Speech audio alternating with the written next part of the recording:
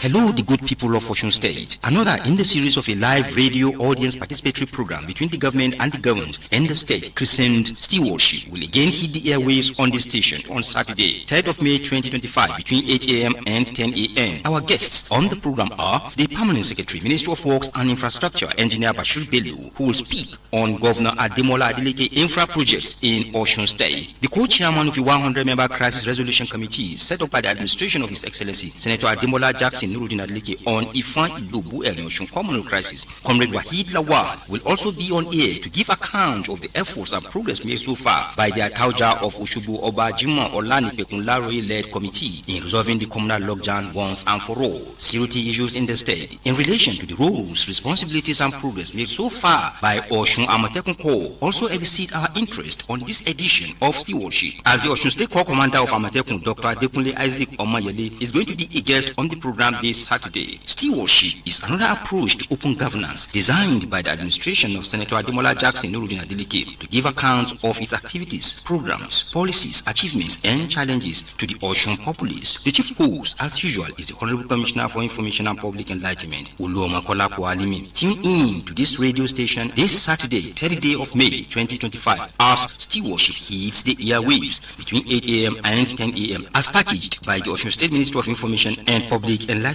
Stewardship promises to be another super interactively engaging talk show on radio for 2 hours between the government and the governed in Osun State. Join us.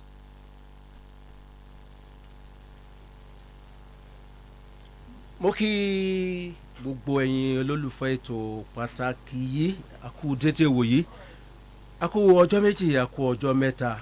Stewardship, Ise Iriju Wa. Lórí ètò pàtàkì yìí ni ìjọba ti ń nàyẹ́ sá láti fún àwọn aráàlú ní bó ṣe wá bó ṣe lọ. Lénìí ètò pàtàkì yìí tí mi bá ní sí èkejì irú ẹ̀ rèé ní 2025.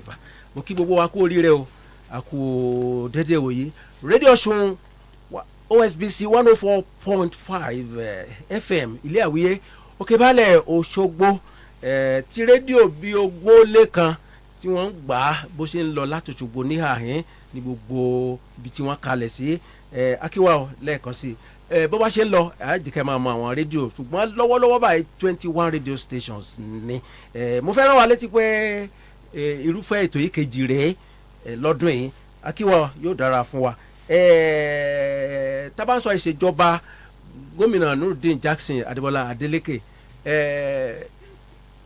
ara ọ̀tọ̀ lélẹ́yìí ní gbogbo ìgbà tí wọ́n ti dá ìpínlẹ̀ yìí sílẹ̀, tàbá ń tó ní èjì, tàbá ń sọ ìjọba àwa ara wa, tí ètò pàtàkì tí ẹ máa gbọ́ tí ó máa jáde láti ilé ẹgbẹ́ gbogbo rédíò OSBC 104.5. Akíwá àkú dédé o. Ilé ní àlejò mẹ́ta pàtàkì bá a ṣe polongo ẹ̀ ni wọ́n wà lórí ètò, tí Olúọmọ Kọ́lápọ̀ Alimi Commissioner for Information náà sì wà láàrin wa gẹ́gẹ́ bí olúyọkọ tí wọ́n máa bá wa tó bá ṣe máa ń tó sì tí a sì ń rí tò. Yóò dára fún wa o. Honorable Commissioner, àwọn náà pẹ̀ kẹ́lu ìsọ̀rí àwọn ọ̀rọ̀ tó ń lọ, wọ́n pàkẹ́lu tàbá ń sọ akitiyan ìjọba, activities àti àwọn programs tí ìjọba tí wọ́n ti ṣe lẹ́yìn ìgbà tí a ṣe ètò àkọ́kọ́ ní 2025. Gẹ́gẹ́ bó ṣe wà nínú àlàkalẹ̀ lẹ́ni Ifan Ilobu Ẹ̀rìn Ọ̀ṣun communal clash, alága co-chairman wọ́n ti wà ń bí, ẹni tó ń dúró lórúkọ Permanent Secretary Works and Infrastructure, àwọn náà ti wà ń bí. À ń retí Àmọ̀tẹ́kùn tí wọ́n bá ti dé, ẹ máa gbúrò wọn. Adúpẹ́ lọ́wọ́ Ọlọ́run. Orúkọ tèmi ni Rẹ̀mí Adéagbo Alábẹ́lẹ́wé, representing Ogusua Radio 97.7 Osun Nigeria. Ìkejì mi A beautiful morning to you wherever you're watching or listening from this day, 3rd of May 2025. And welcoming you to another edition of Stewardship, which is the second edition in the year 2025. As we all know, Stewardship is a public program put together by the Osun State Government and the Commission of Information and Enlightenment, Oluomo Kalakbo Alimi. The aim of this program is to show the achievement of Osun State Governor Ademola Adeleke since he resumed office. And this morning, there's a lot of guests in the studio that will be talking about the infrastructure in the country, in the state, and also we have the co-chairman of 100-member committee and the Osun State Amotheko Corp, a representative of the PS on the work and infrastructure, Engineer Moruf Ojebode, director of highway, is the one standing for Engineer Bashir Bello this morning. Also co-chairman of the 100-member committee set up by the Osun State government, Comrade Wahid Lawa is here, and also Amotheko Corp, Dr. Adeleke Isaac Omoyele. They'll be the one shed a light on the program within this morning. I am Oduayo Olademeji from Akorede Radio 98.9 FM. Bó ṣe rí ní kejì mi mo ti sọ ní fìrìn fìtì a kò báyìí ẹ jẹ́ kó látọ̀dọ̀ Olúọmọ Kọ́lápọ̀ Alimi bá ṣe máa ń ṣe tíjọba ṣe káyìn tá a polongo lórí ètò yìí stewardship àti gbọ́ nígbà yẹn àwọn iṣẹ́ pàtàkì àwọn iṣẹ́ ìlú pàtàkì wo ni ìjọba tún ti dáwọ́lé tá a bá ń sọ ìjọba ìpínlẹ̀ Ọ̀ṣun ẹ wá má jẹ́ àgbàgbé o ẹ fi ti ìjọba àbílẹ̀ kún o àtàwọn nǹkan míì tó yẹ káràlú ọmọ tá a bá ń sọ ìṣàkóso government of Governor Jackson NURUDEEN Adeleke pàápàá jùlọ ẹjẹ béèrè yín ó dunlẹ̀ gbọ́n lórí ìjọba àbílẹ̀ àti bòtá àdì o àti bẹ́ẹ̀ ṣe bó ṣe wáyé o yóò wáyé o kò ní wáyé o àwọn èèyàn fẹ́ àlàkalẹ̀ yẹn àwọn èèyàn ń retí ẹ̀ látọ̀dọ̀ yín sà. ẹ ṣe atọ́kùn mo kí gbogbo àwọn tí wọ́n bá ní àǹfààní láti máa gbọ́ wa ní dédé àsìkò yìí mo kí gómìnà wa His Excellencies Senator Ademola Adeleke mo kí wọn mo kí igbákejì wọn mo kí akọ̀wé ìjọba wa mo kí chief of staff wa mo kí gbogbo àwọn tí a jọ ń ṣe ìjọba tí ó fi ń tò tó ń dán báyìí ní ìpínlẹ̀ Ọ̀ṣun mo kí gbogbo wọn mo kí àwọn àlejò wa mo dẹ̀ kí ẹ̀yin atọ́kùn mo kí gbogbo àwọn lọ́balọ́ba wa ní ìpínlẹ̀ Ọ̀ṣun látòrí bàbá wa Ọọ̀ni of Ifẹ̀ tí mo fi tọ̀wọ̀tọ̀wọ̀ dárúkọ wọn ọba wa Ẹnìtàn Ògúnwùsì Ọ̀jájá mo kí wọn látòrí wọn dé gbogbo lọ́balọ́ba ní ìpínlẹ̀ Ọ̀ṣun a kí wọn a kí àwọn elétò ààbò tí wọ́n bá wa ṣe iṣẹ́ takuntakun ní pàtàkì jùlọ a kí Commissioner of Police wa tí wọ́n jẹ́ ọ̀gá ọlọ́pàá nípínlẹ̀ Ọ̀ṣun a kí wọn fún iṣẹ́ takuntakun tí wọ́n bá wa ṣe lórí ètò ààbò a kí ọ̀gá àwọn sójà nípínlẹ̀ Ọ̀ṣun tí wọ́n wà lẹ́dẹ̀ a kí tàwọn ti Navy náà a kí ọ̀gá àwọn Civil Defence ààbò ara ẹni làbòlú a dẹ̀ kí ọ̀gá àwọn Immigration ọ̀gá àwọn NDLEA gbogbo service chiefs pátápátá gbogbo wọn ni a kí ọ̀gá àwọn Àmọ̀tẹ́kùn náà à ń retí wọn láìpẹ́ yìí a kí wọn fún iṣẹ́ tó ń bá wa ṣe ètò yìí tí a gbé kalẹ̀ gẹ́gẹ́ bí ìjọba tiwantiwa ṣe wà ó jẹ́ ètò ìjọba tó jẹ́ pé etí aráàlú ò gbọ́dọ̀ di sí nǹkan tí ó bá ń lọ nínú ìjọba tí wọ́n fìbò yàn ètò yìí jẹ́ ètò tí aráàlú ò fi mọ nǹkan tí ń lọ nínú ìjọba wọ́n á dẹ̀ ní àǹfààní láti béèrè ìbéèrè lásìkò tí ìgbà rẹ̀ bá tó wákàtí méjì gbáko ni ètò yìí láti aago 8 sí aago 10 bá a ṣe bẹ̀rẹ̀ yìí tó bá yá láìpẹ́ àwọn aráalé wọn á ní àǹfààní láti lè pè wọlé káàkiri gbogbo ìpínlẹ̀ Ọ̀ṣun mo dẹ̀ fẹ́ fi tó wa létí pé bá a ṣe wà yìí iléeṣẹ́ rédíò tí wọ́n ń gbọ́ wa ó jẹ́ Ògùn lọ́wọ́lọ́wọ́ báyìí. Ibi tí à ń ti ń sọ̀rọ̀ yìí ibẹ̀ ni OSBC rédíò ní Òṣogbo 104.5. nínú àwọn iléeṣẹ́ rédíò tí ó tún wà lára àwọn tó ń gbọ́ wa ẹnu rẹ̀ ní reality ní ìlú Ìwó.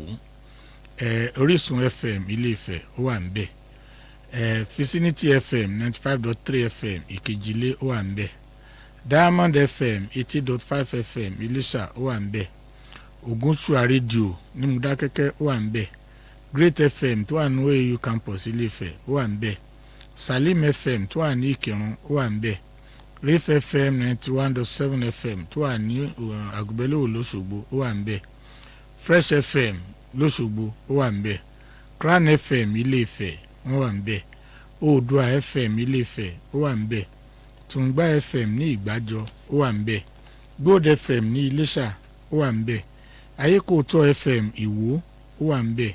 Infogiant FM ní Ìpẹ̀tùmọdù ó wà ńbẹ̀. Timsed FM Ìjẹ̀bú-Jẹ̀ṣà ó wà ńbẹ̀. Ray Power FM Òṣogbo ó wà ńbẹ̀. Redeemer University FM Ẹdẹ ó wà ńbẹ̀. Bowen University FM Ìwó náà ó wà ńbẹ̀. Àwọn iléeṣẹ́ rédíò yìí gbogbo bí tí a bá ti yà sí ńbẹ̀ kò sí eléyìí tí ànímọ̀ gbọ́ ètò yìí bá a ṣe ń ṣe lọ́wọ́lọ́wọ́. Bẹ́ẹ̀ gẹ́gẹ́ àwọn tí wọ́n bá wà ní orí Facebook tí wọ́n bá lọ sórí Facebook OSBC wọ́n á máa wò wá live and direct bá a ṣe ń ṣètò yìí lọ́wọ́. Àwọn tí wọ́n bá wà ní ibi tí kì í ṣe ìpínlẹ̀ Ọ̀ṣun àwọn náà wọ́n láǹfààní láti lọ sí Radio Garden any of the radio tá a dárúkọ yìí tí wọ́n bá tún síbẹ̀ ní Radio Garden wọ́n á bá ń bẹ̀. So ìyẹn báyẹn gẹ́gẹ́ bí nǹkan tí atọ́kùn sọ pé ká kọ́kọ́ mú dẹ̀ sọ fún wa yìí pé ètò yìí jẹ́ program tó jẹ́ pé a fi máa ń sọ bí tí iṣẹ́ ìjọba dé fún àwọn èèyàn lóòrèkóòrè. Lénìí báyìí ẹ rí i pé nínú nǹkan tí ó ń lọ lọ́wọ́lọ́wọ́ nípínlẹ̀ Ọ̀ṣun nínú rẹ̀ ni infra project tíjọba lòun ó ṣe èyí tí ṣe ọ̀nà kópa tó pọ̀ ńbẹ̀. Òun ni a fi gbé àwọn iléeṣẹ́ òde gbé wọn wá wọ́n wà níbí báyìí ẹnjìnìà Mọ̀rúfù Ọ̀jẹ́bọ̀dé wọ́n á sọ̀rọ̀ lórí ẹ̀ gẹ́gẹ́ bá ṣe sọ. Ọ̀rọ̀ tí wàhálà tó ṣẹlẹ̀ láàrin Ifọ̀n Ìlòbù Ẹ̀rìn tá à ń fàfàfà látijọ́ yìí tá à ń wọ́nà bá ṣe yanjú ẹ̀ ìgbésẹ̀ wo tiẹ̀ níjọba ń gbé lórí ẹ̀. Ẹni tó jẹ́ alága ìgbìmọ̀ yẹn náà ni bàbá wa Àtaọ́jà ti ìlú Òṣogbo.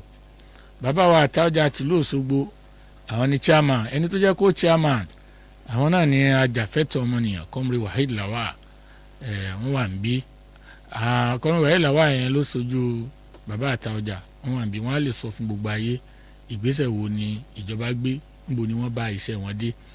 Bí mo ṣe ń sọ̀rọ̀ yìí ẹni tó jẹ́ kọmándà àwọn Àmọ̀tẹ́kùn ọ̀gá ọlọ́pàá tó ti ṣiṣẹ́ tó ti fẹ̀yìntì kọmándà Ọmọyẹlé àwọn náà ti wà níbí.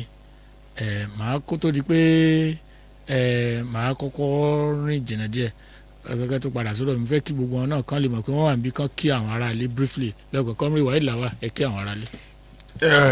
A kí ẹ̀yin èèyàn wa ní ìpínlẹ̀ Ọ̀ṣun ilẹ̀ kóòtù òjìrè àti orílẹ̀-èdè Nàìjíríà àti gbogbo ibi tí afẹ́fẹ́ tó yìí bá ń fẹ́ dé pé ẹ kú ilé ẹ kú kalẹ̀. ẹnjìníà Ọ̀jẹ́bọ̀dé ẹ bá kí àwọn aráalé. Ẹ káàárọ̀ ẹ̀yin aráalé àjíǹde ara ọ̀jẹ̀bí o adúpẹ́ lọ́wọ́ yín fún gbogbo ìfọwọ́sowọ́pọ̀ yín pẹ̀lú ìjọba gómìnà sẹ́nitọ́ Dr. Jackson NURUDEEN Ademola Adeleke. ọ̀gá wa Àmọ̀tẹ́kùn ọ̀gá ọlọ́pàá tó ti fẹ̀yìntì ọ̀gá Ọmọyẹlé ẹ bá wa kí àwọn aráalé. Mo kí gbogbo ọmọ ìpínlẹ̀ Ọ̀ṣun àti gbogbo àwọn tó wà lórílẹ̀ Nàìjíríà àjíǹde ara máa jẹun.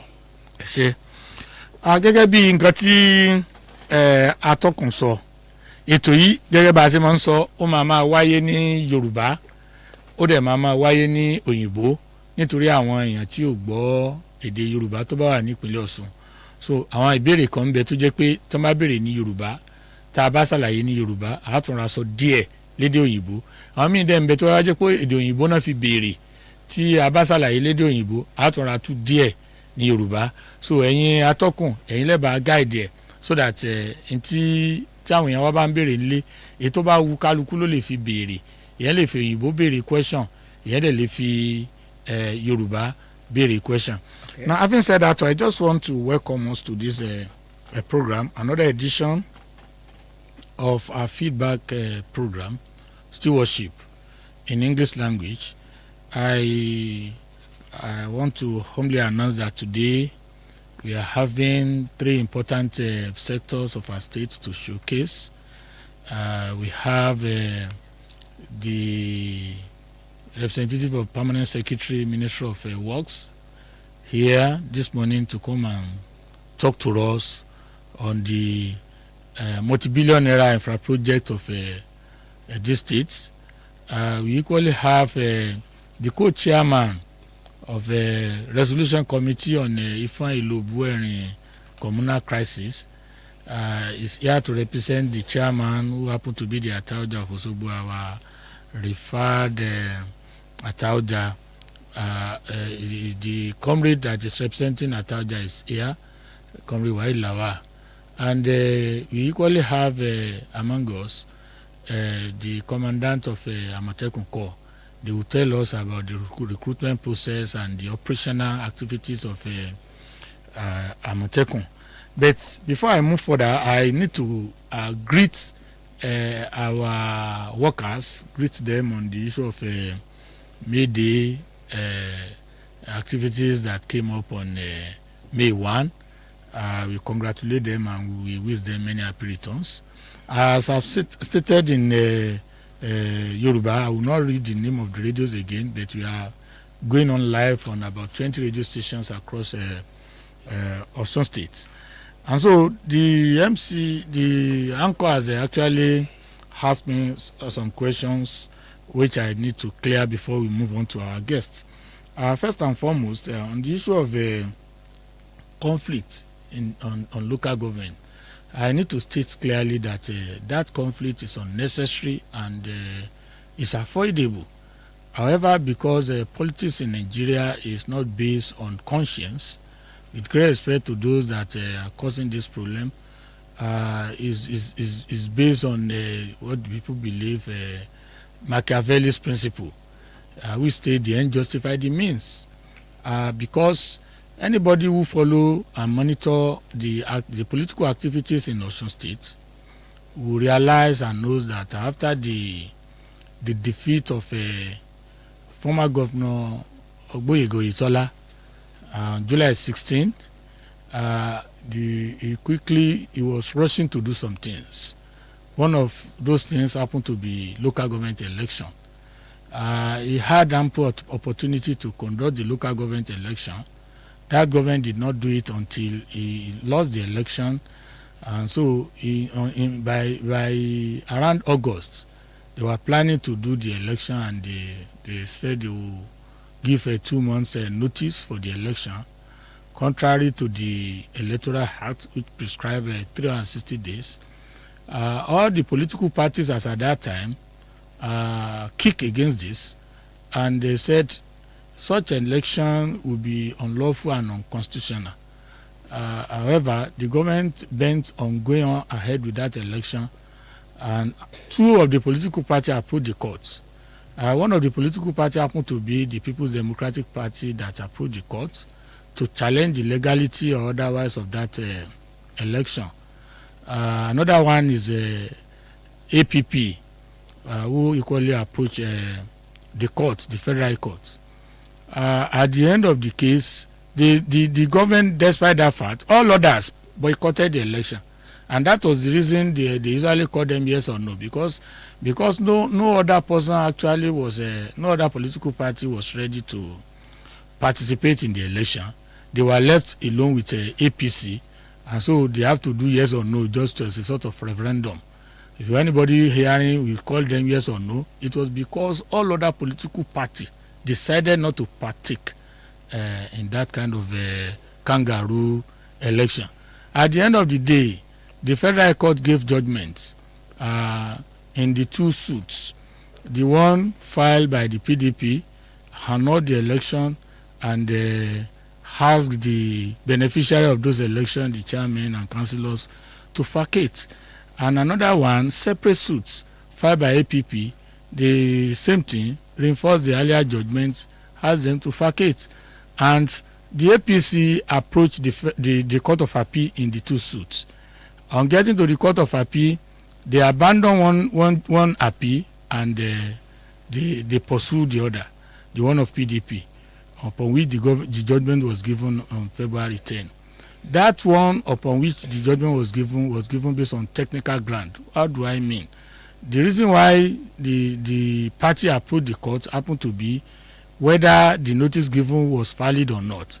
However, in the case of PDP, the PDP had rushed to court before the notice was published, and so that was what the Court of Appeal decided, that the PDP ought to wait for the notice to have been published before approaching the court, and so it makes the case speculative and the originating someone incompetent. The court did not get to the merits of the case, whether the notice was adequate, notice of 60 days was adequate or not, and so but in the other appeal, I told let the world know that they approached the court for two appeals. They filed two appeals. They abandoned the one. Let me quickly. They abandoned the second appeal on the judgment obtained by the APP, and so by January 13, the Court of Appeal struck out the appeal.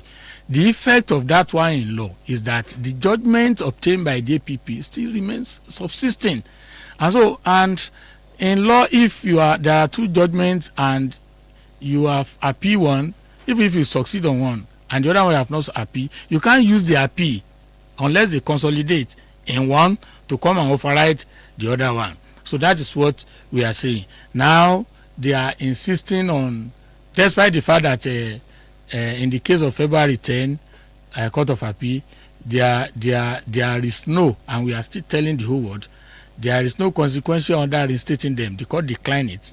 It was part and parcel of their prayer, but the court did not grant it. So that's the issue. Now, what's the latest? The latest is that there are 3 cases now, 4 cases on it, which will resolve it. There is a case at the High Court, Ekirun. There is another one at the High Court, Ilesha. There is another one at the Federal High Court, Osogbo. The one at the Federal High Court is a contempt proceeding instituted against them.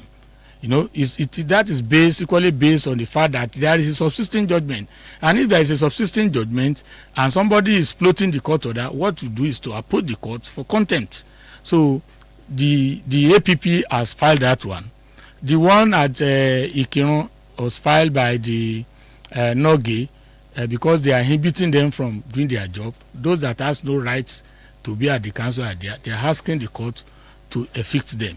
The one at the High Court Ilesha was filed by the legally elected local government chairman in the state, and the two cases, two of the cases in Ikirun and Ilesha ought to have come up last month, 15 and 17, but because of the public holiday suddenly declared, it could not come out, Easter holiday and so on for the court, and so we hope they will pick another date.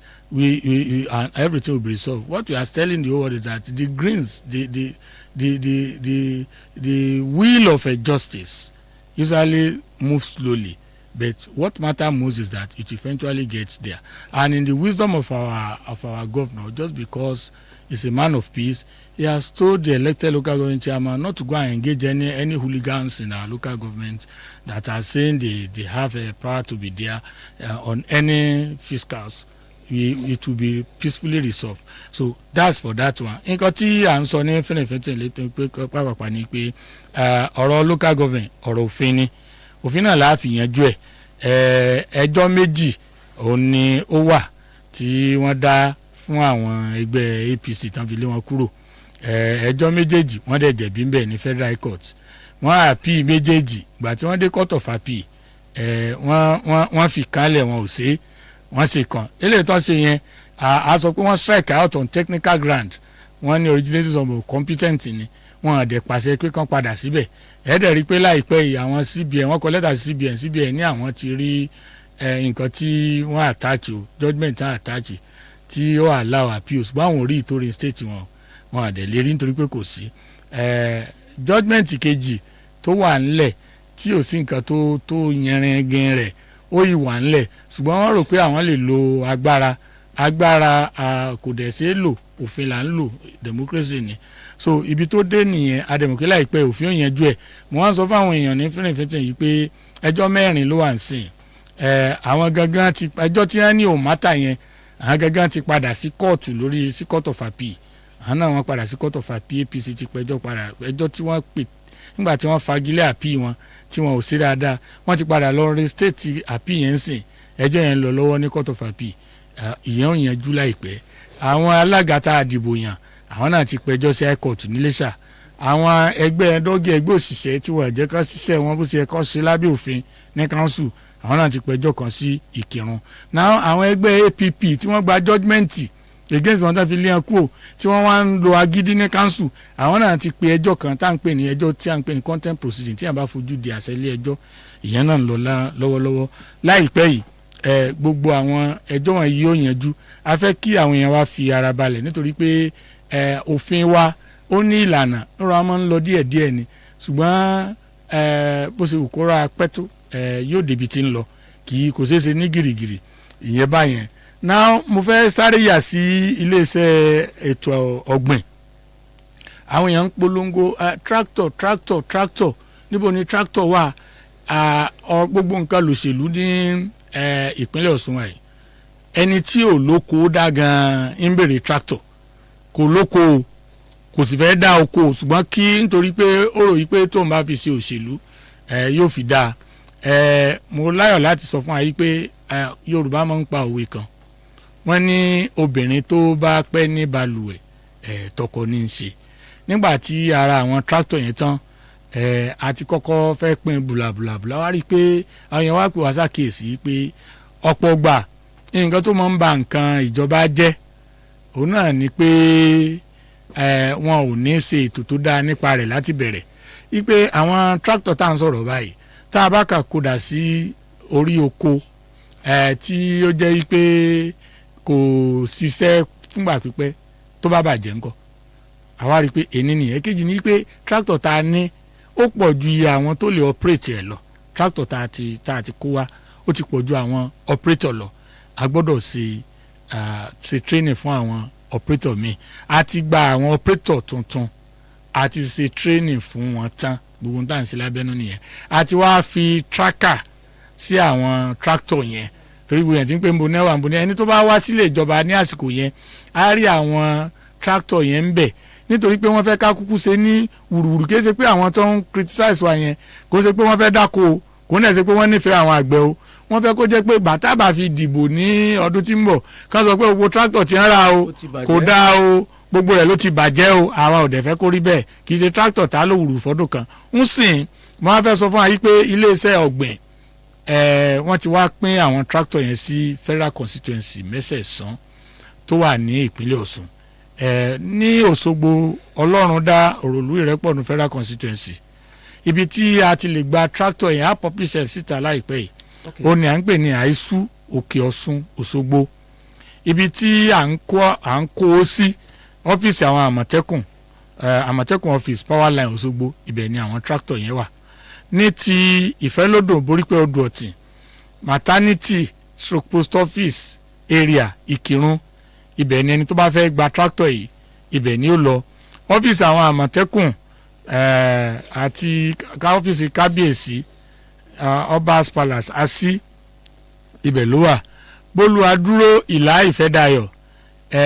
Ọba Ayẹni shopping complex Ìlá Ọ̀ràngún ẹni tó bá fẹ́ gba kínní ibẹ̀ ni ó lọ ibẹ̀ náà la kó àwọn tractor yẹn sí Ẹdẹ North Ẹdẹ South Ẹgbẹ́dọ̀rẹ́ Èjìgbò. Honourable Commissioner ẹni tó bá fẹ́ gbà ṣé wọn àtúndí ń sọ pé ìwé orí tààsì nǹkan kan. ẹ jẹ́ wọn débẹ̀ wọn ní sọ̀bẹ̀ sẹ́rí bí kan nígbà tán bá débẹ̀ àwọn tí wọ́n wà ń di rẹ̀ wọ́n sọ àlàyé fún wọn kì í ṣe rigid that's why ta fi decentralize ẹ̀ a kàn fẹ́ kó jẹ́ pé a ní rẹ́kọ̀dù ẹni tó gbà àti bí wọ́n ṣe lọ bí wọ́n ṣe gbé bí wọ́n ṣe dá padà ẹtíkẹ́tì torí àwọn táwọn aláàtìláwí náà lé láwọn fẹ́ gbà kí wọ́n á lọ gbà kán lọ bàjẹ́ tán kí wọ́n á gbé wá kán ní nǹkan tí wọ́n gbé fáwọn ò dáa àti ṣètò àdètò tá a ṣẹlẹ̀ kọjá pé kéèyàn kankan kó kàn fẹ́ dá ọgbọ́n kan sí ẹ jẹ́ kí n kà tán Ìwó Ọláolúwa ok mo ti ka Ẹdẹ north Ẹdẹ south Ẹgbẹ́dọ̀rẹ́ Èjìgbò àìsù office Ẹdẹ ibẹ̀ náà ti máa gbà ẹni Ìwó Ọláolúwa Ayédire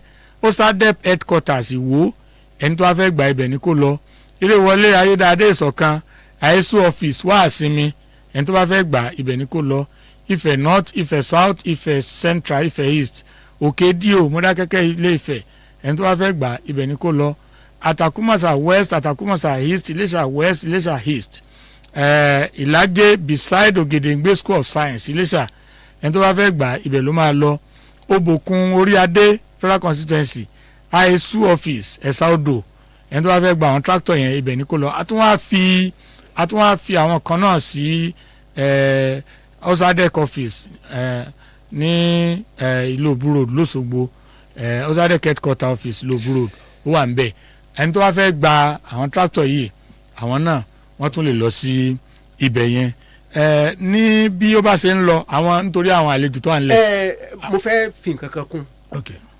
kò ní dákẹ́ mọ́ mẹ́nubà pẹ̀lú bẹ́ẹ̀ ṣe sọ àwọn akitiyan àti ìgbòkègbodò ìjọba ṣe executive council wọn sọ̀rọ̀ ń pa appointment àwọn new teachers mọ́ ni.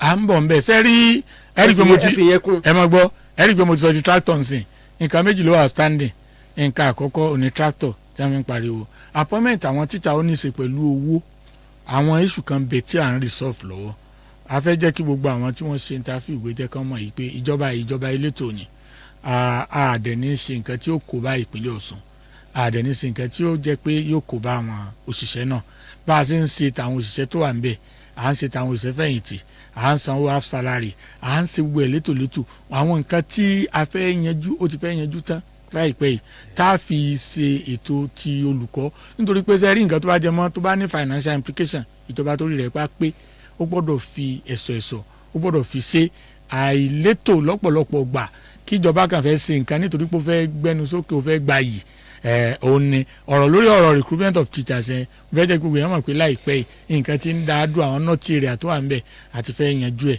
àdẹ̀tì torí pé ẹ jẹ́ n sọ fún yín pé à ń san half salary lọ àdẹ̀wà rí i pé àwọn half salary yẹn ó ti fẹ́ tán ẹ máa gbọ́ half salary yẹn tí à ń san náà billions of naira ló rọ́ǹtò so tá a bá a ṣe ń san bẹ́ẹ̀ ní dínkù ẹ sọ̀rọ̀ mi yé àti palliative ń sìn tí half salary tó ti fẹ́ débi kẹ́yìn yóò yí sí fún wa láti lè wo pé òkè nígbà tá a bá yọ half salary kú o iye èèyàn tá a fẹ́ gbà mélòó ní ká fi kún so àti fẹ́ yanjú gbogbo tó jẹ́ nọ́ọ̀tì rẹ̀ à ń bẹ̀ láìpẹ́ yóò yanjú ẹ sí tẹ́ mẹ́rin wa. honourable ẹkú ọ̀hún ẹ jẹ́ lọ sọ́dọ̀ comrade Waheed Lawal resolution co-chairman Ìlòbù Ifá Ọ̀ṣun àti Ẹ̀rìn Ọ̀ṣun ọmọ àgbìmọ̀ yín 100 ni kí ló dé tí ò jẹ́ 30 tí ò jẹ́ 15 tí ò jẹ́ 27 why the number too much.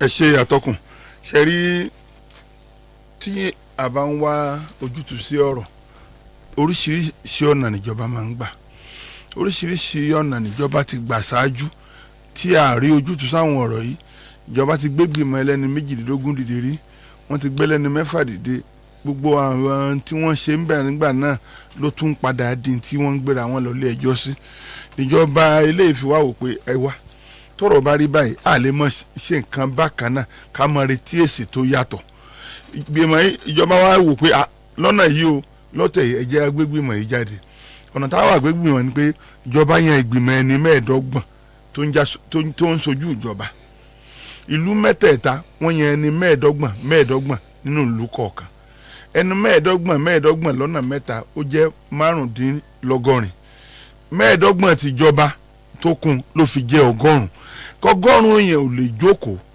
kí wọ́n fẹ́ wọ́jútùú sí nǹkan o ká tún sọ pé Yorùbá láì kó mi tán ká tún ní kìnní karùn-ún tá a bá kíyèsí nínú 25 tìjọba ọba aláyé 5 ló wà ń bẹ̀ Àtaọ́jà tìlú Òṣogbo tí wọ́n ti jẹ́ alága ìgbìmọ̀ yìí ọba Jimoh Ọlánìpẹ̀kun Abídèmí Oyètúnjí Láàrọ̀ Oyèkejì àwọn alága ìjókòó yìí nínú wa àwọn ọba tó wà ń bẹ̀ ní ọba Abíóyè Oyèbọ̀dé Olúrónkẹ́ Olókùkù tilẹ̀ Òkùkù ọba Adékẹ́yè Oyèdáre Ọlọ́yàn tìlú Ọ̀yàn ọba Adam Iyọ̀lá Bámidélé Yusuf ọlọ́ba ọba tí ọba Òkè ọba Akeem Ògúngbàngbé Ọwálòkù tí Lóko Ìjẹ̀ṣà àwọn ọba márààrún wọ́n ṣe sọ káàkiri ni. ọba márààrún yìí wà ń bẹ̀ lẹ́yìn àwọn ọba yìí ìjọba yan adájọ́ fẹ̀yìntì Moshood Adékúnlé Adéìgbé tán jẹ́ chairman Ọ̀ṣun Boundary Commission kí wọ́n jẹ́ co-chairman níbẹ̀rẹ̀ ọ̀rọ̀ yìí ṣùgbọ́n nígbà tí àwọn awuyewuye kan súyọ co-chairman yìí adájọ́ fẹ̀yìntì wọ́n yọra wọn pé ok fún àlàáfíà kó lè jọba ká sì lè rójútùú sí nǹkan tá à ń wá yìí ẹ jẹ́ kémi ó fẹsẹ̀ yín délé. kọ́mírí wa ṣé àwọn aráàlú lè mọ awuyewuye yẹn. kò sáwuyewuye ju pé àwọn kan sọ pé àwọn ẹgbẹ́ àwọn ti jẹ́ chairman Boundary Commission o kan tó wá ní wọ́n fẹ́ pẹ̀tù sáwọ̀ ẹni tó jẹ́ alága ìgbìmọ̀ tí ń ṣètò àlàálẹ̀ kò tún lè jẹ́ pẹ̀tù sáwọ̀ àwọn náà wà wò pé ó dà jẹ́ kémi ó yọra mi kúrò. wọ́n tẹ́ndà wọ́n resign fún ara wọn. lọ́jọ́ náà àbí lẹ́sẹ̀kẹsẹ̀. níjọ́ tí ọ̀rọ̀ yìí súyọ táwọn èèyàn kọ tán mú ẹ̀hónú yìí wá gbàtẹ́ ọ̀rọ̀ ìdọ́yẹ tí gbọ́ wọn ọ̀pẹ ọ̀dà ẹ jẹ́ kémi yọra mi torí èmi tí mo jókòó tẹ́ ń wo mi ọmọ ìgbìmọ̀ ni wọ́n yàn mí sí tẹ́lẹ̀tẹ́lẹ̀ ṣùgbọ́n nígbà tí co-chairman alákọ̀ọ́kọ́ yìí wá ti kọ̀wé pé àwọn ò ṣe mọ́ náà ọ̀pẹ ọ̀dà torí ìjọba ṣe ní ọ̀nà tí kò fi ní mú awuye lọ́wọ́ ni ìjọba yẹn èèyàn mẹ́ẹ̀ẹ́dọ́gbọ̀n ní ìsọ̀rí káàkiri gbogbo ẹ̀ṣọ́ aláàbò ló wà ń bẹ̀ ọ̀gá wa ọmọyẹlẹ tó jókòó yìí ọmọ ìgbìmọ̀ yìí ni wọ́n olórí ẹ̀ṣọ́ aláàbò ọlọ́pàá commissioner of police wọ́n wà ń bẹ̀ civil defence wọ́n wà ń bẹ̀ ọ̀gá sójà lẹ́dẹ̀ wọ́n wà ń bẹ̀ àwọn ọ̀tẹlẹ̀múyẹ́ wọ́n wà ń bẹ̀ wọ́n yẹn èmi gẹ́gẹ́ bí ẹni tí ń sojú àwọn ajàfẹ́tọ̀ ọmọnìyàn Wahid Lawa representing civil society coalition ni wọ́n fi mí ṣe ń bẹ̀ ṣùgbọ́n gbà tí ẹni tó jẹ́ co-chairman tẹ́lẹ̀tẹ́lẹ̀ wa ti kọ̀wé fipò wọn lẹ́hùn ìjọba wa ní kémi ò sún síwájú kí n jẹ́ ẹni tí yóò mọ̀ jẹ́ co-chairman èmi ni wọ́n ń kún àta ọjà tilẹ̀ Òṣogbo lọ́wọ́ láti mọ̀ darí ètò yìí. nígbà tí ètò yìí kọ́kọ́ bẹ̀rẹ̀ kó tó di pé ó di ẹlẹ́ni ọmọ ẹnu gbìmọ̀ ọlọ́gọ́rùn-ún ọ̀sẹ̀ mẹ́ta níjọba fún. ọ̀sẹ̀ méjì gan ni ọ̀sẹ̀ méjì ni.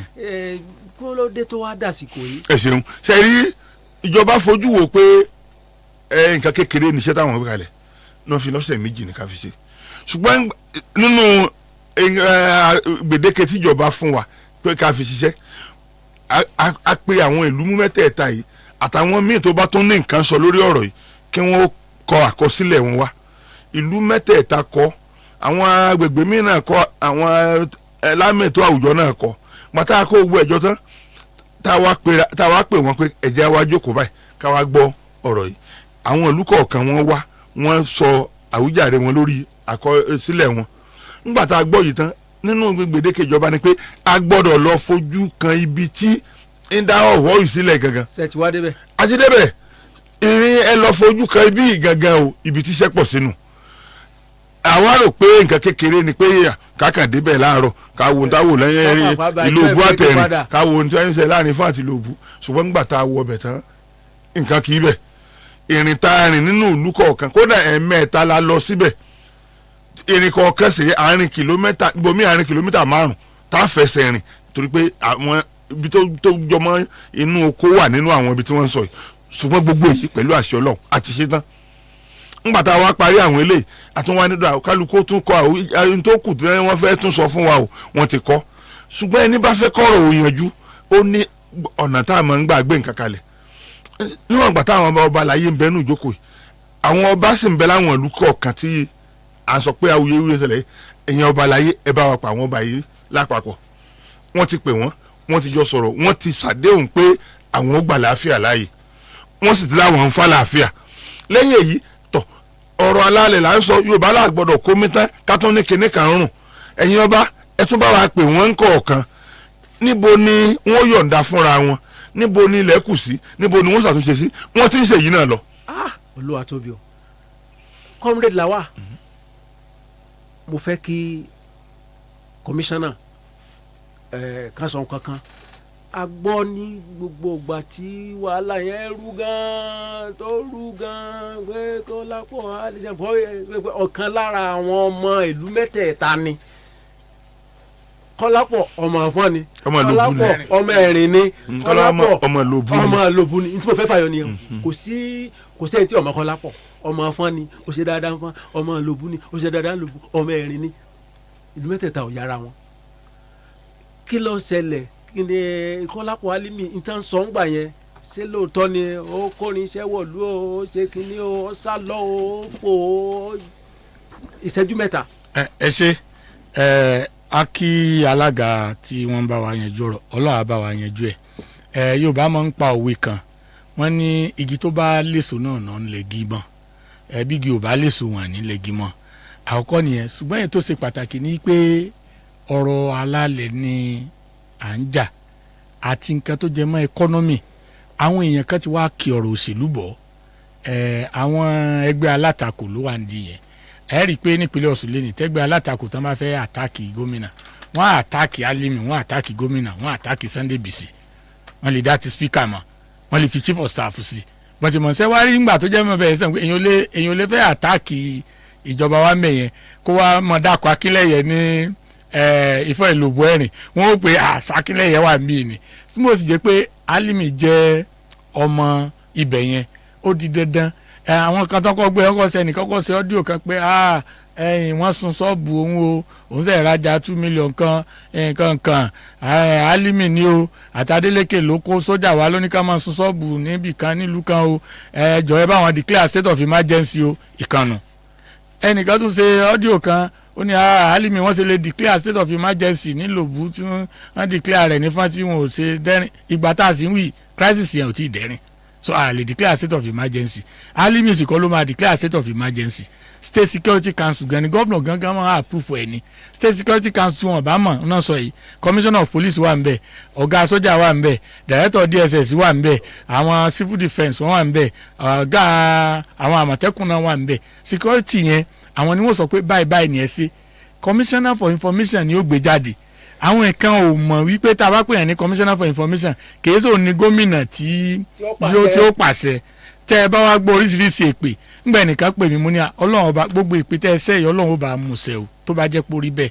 ṣùgbọ́n tí ò bá ti rí bẹ́ẹ̀ ọlọ́run ọba bá dáríjì yín nítorí pé ọ̀rọ̀ ọlọ́run ní fi gbọ́ alẹ́ nu mo bá sì kò yẹ sọ fún wa yìí pé gómìnà wa Ademola Adeleke ó fẹ́ràn wa ní àti fọ́n àti lòbú àtẹ̀rìn kò dẹ̀ gbé síbì kankan gómìnà ti kọ́kọ́ wá lákọ̀ọ́kọ́ tó dá ààfin mẹ́tẹ̀ẹ̀ta ààfin bàbá wa Olóbù ààfin bàbá wa Olúfà àti bàbá Ẹlẹ́rìn ó ti wá lẹ́ẹ̀kejì tó tún ti rin gbogbo ohun tí ń ṣẹlẹ̀ káàkiri gọ́vnà tí ó tún ní kán fún wọn ní relief materials ká lè mọ ibi tí gọ́vnà yìí tó nífẹ̀ẹ́ wá dé ìgbà tí Ìlòbù àti Ẹ̀rìn jà bóyá ní 2021 àwọn ìjọba tó wà mẹ́ngbà yìí wọ́n wá kí wa o kì í ṣe pé èmi wà on grand moment lọ wọ́n àti ẹ̀ránṣẹ́ wá dé pé wọ́n fún wa ní relief material ṣùgbọ́n àwọn tó ń gbé ẹ̀tàn fẹ́ sọ́dọ̀rọ̀ òṣèlú tí wọ́n wá ń gbé sùmọ̀mí ẹ̀kan bẹ̀rù Ọlọ́run ọba o nǹkan ẹ̀wọ̀n gbọ́ bàbá nǹkan tí ó ṣẹlẹ̀ ń bẹ̀ yẹn ń ṣe kékeré àwọn tó nílé wọ́n ń sùn ta ẹni tó nílé mo ráwọn èèyàn tó ń sùn lé epo mo rí ẹni tí ó jẹ́ pé ibi tí ò fẹ́ lọ sùn ní sùn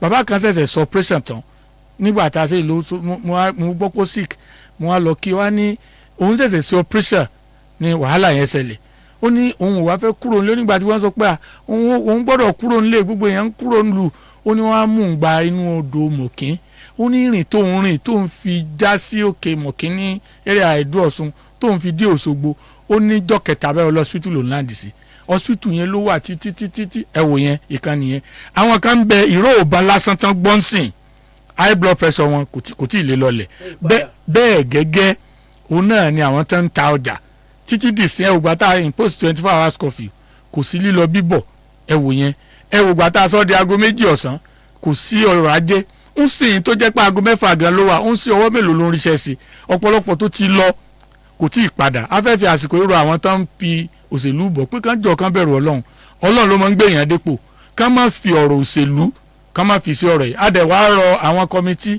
tó ń sọ náà ẹ jọ ẹ bá wa tètè tún múra sí i torí tí a bá pẹ́ lórí mí èsìkèsì ó bá wa ń bẹ̀ lágbára Ọlọ́run ọba yóò bá wa yanjú ẹ̀ tó yẹ pé àlàáfíà ọjọba ìjọba Adémọ́lá Adélékè kò gbèsè yẹn ẹnìkan kò dẹ̀ sí iṣu pé ẹnìkan kó fake police ẹnìkan kó fake sójà wá irọ́ ńlá ni o kò sí nǹkan tó jọ. Commissioner sir ẹ jẹ́ ká fi mọ̀ bẹ́ẹ̀ yẹn nọ́mbà tí àwọn èèyàn ó pè sí 07072174497 07072174497 07076130241 ẹ jẹ́ àdókè lọ́wọ́ àbí. Stewardship, stewardship, stewardship. Hello, the good people of Osun State. Another in the series of a live radio audience participatory program between the government and the governed in the state, christened Stewardship, will again hit the airwaves on this station on Saturday, 3rd of May 2025, between 8 a.m. and 10 a.m. Our guests on the program are the Permanent Secretary, Ministry of Works and Infrastructure, Engineer Bashir Bello, who will speak on Governor Ademola Adeleke infra projects in Osun State. The co-chairman of the 100-member Crisis Resolution Committee set up by the administration of His Excellency, Senator Ademola Jackson NURUDEEN Adeleke on Ifan Ilobu Erin Osun Communal Crisis, Comrade Wahid Lawal, will also be on air to give account of the efforts and progress made so far by the Atauja of Osogbo Oba Jimoh Olanipekun Laroye-led committee in resolving the communal lockdown once and for all. Security issues in the state in relation to the roles, responsibilities and progress made so far by Osun Amatekun Corps also elicit our interest on this edition of Stewardship, as the Osun State Corps Commander of Amatekun, Dr. Adekunle Isaac Omayele, is going to be a guest on the program this Saturday. Stewardship is another approach to open governance designed by the administration of Senator Ademola Jackson NURUDEEN Adeleke to give account of its activities, programs, policies, achievements and challenges to the Osun populace. The chief host, as usual, is the Honorable Commissioner for Information and Public Enlightenment, Uluoma Kolapo Alimi. Tune in to this radio station this Saturday, 30th day of May 2025, as Stewardship hits the airwaves between 8 a.m. and 10 a.m. as packaged by the Osun State Ministry of Information and Public Enlightenment. Stewardship promises to be another super interactively engaging talk show on radio for 2 hours between the government and the governed in Osun State. Join us.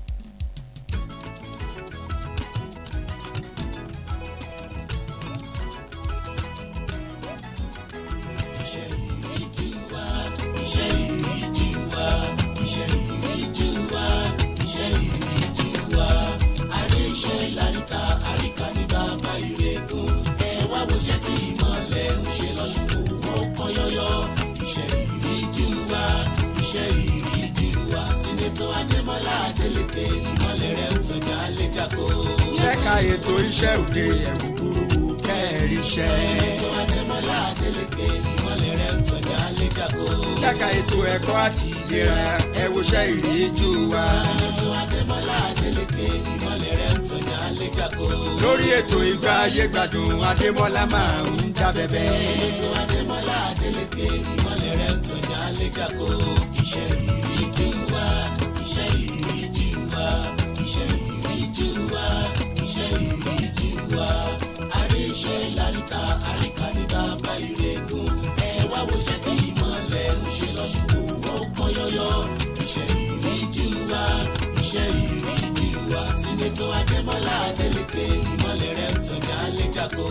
Stewardship iṣẹ́ ìríjú wa lórí ètò iṣẹ́ ìríjú wa Stewardship lẹ́ ó ti máa mọ̀ nípa ọ̀kan òjọ̀kan iṣẹ́ ìríjú ìjọba ìpínlẹ̀ Ọ̀ṣun lábẹ́ àkóso Senator Dr. Ademola Jackson NURUDEEN Adeleke ní tìbútòrò ìpínlẹ̀ Ọ̀ṣun iléeṣẹ́ ìròyìn àti ìtanijí aráàlú Ministry of Information and Public Enlightenment tolúọmọ Barrister Kọ́lápọ̀ Alimi jẹ́ kọmíṣánná rẹ̀ ló ń ṣe agbátẹrù ètò yìí iṣẹ́ ìríjú wa Stewardship akitiyan ìjọba Senator Ademola Adeleke la fi ń fọn rere.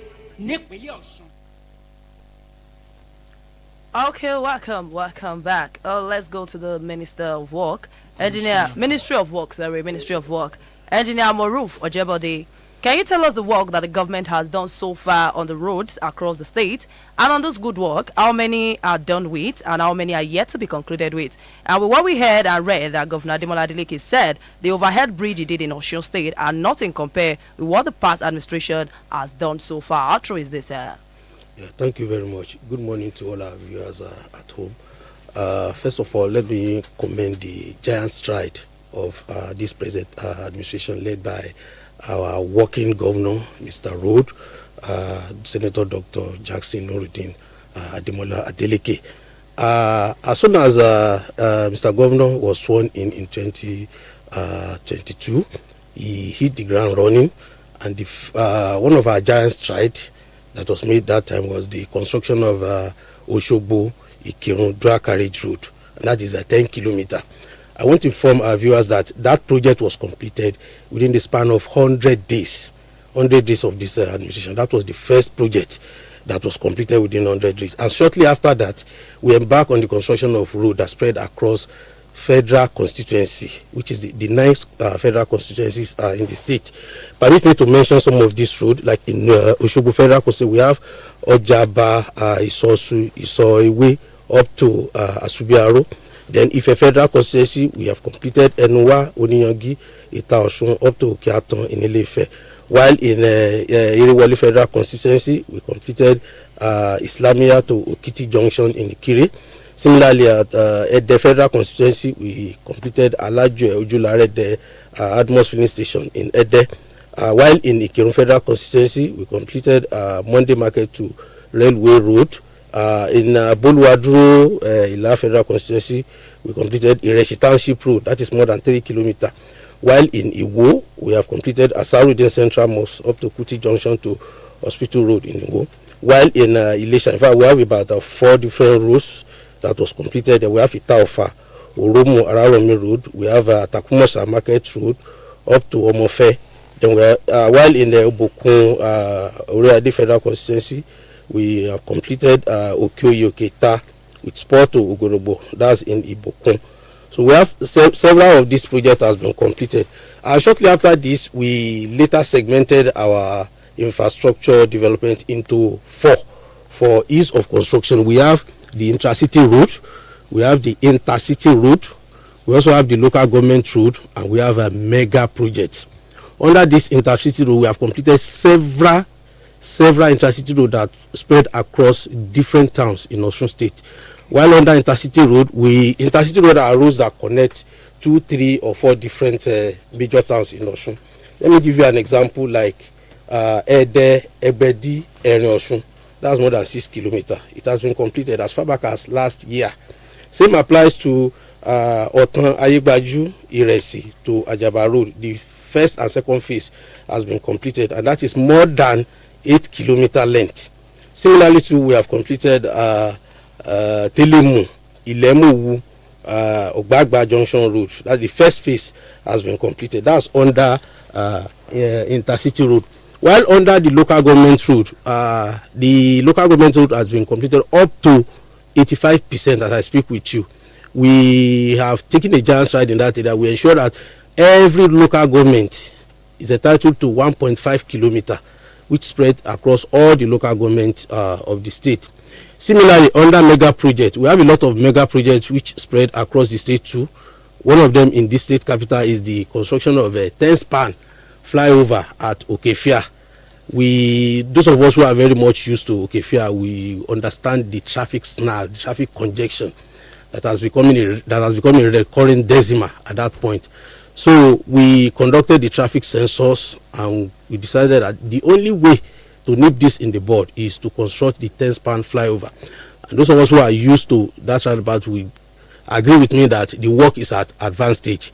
It's our belief that by the end of this month or by early next month, the project should be completed.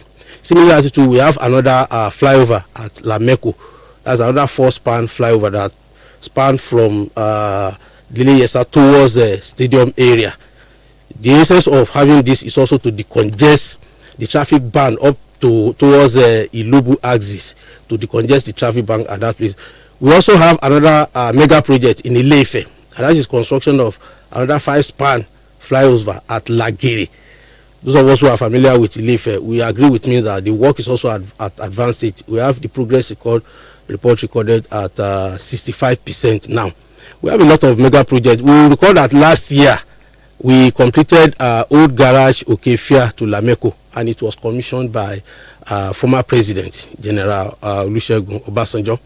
Similarly to the Obadesoji Aderemi East Bypass that was not completed by the 2 previous administrations, was completed by this administration, and it was commissioned by Governor Seyi Makinde. We are all a witness to this. We have many other mega projects that has been highlighted by Mr. Governor that is to commence by the end of this month. If you could permit me, I can read. I will start. Okay. From Ejigbo axis, we have construction of Ejigbo, Isoko, Ayeguro Road. That is 6 kilometers. We also have the dualization of Odori Market to Ojaba to Adeleke. That's for people in Iwo.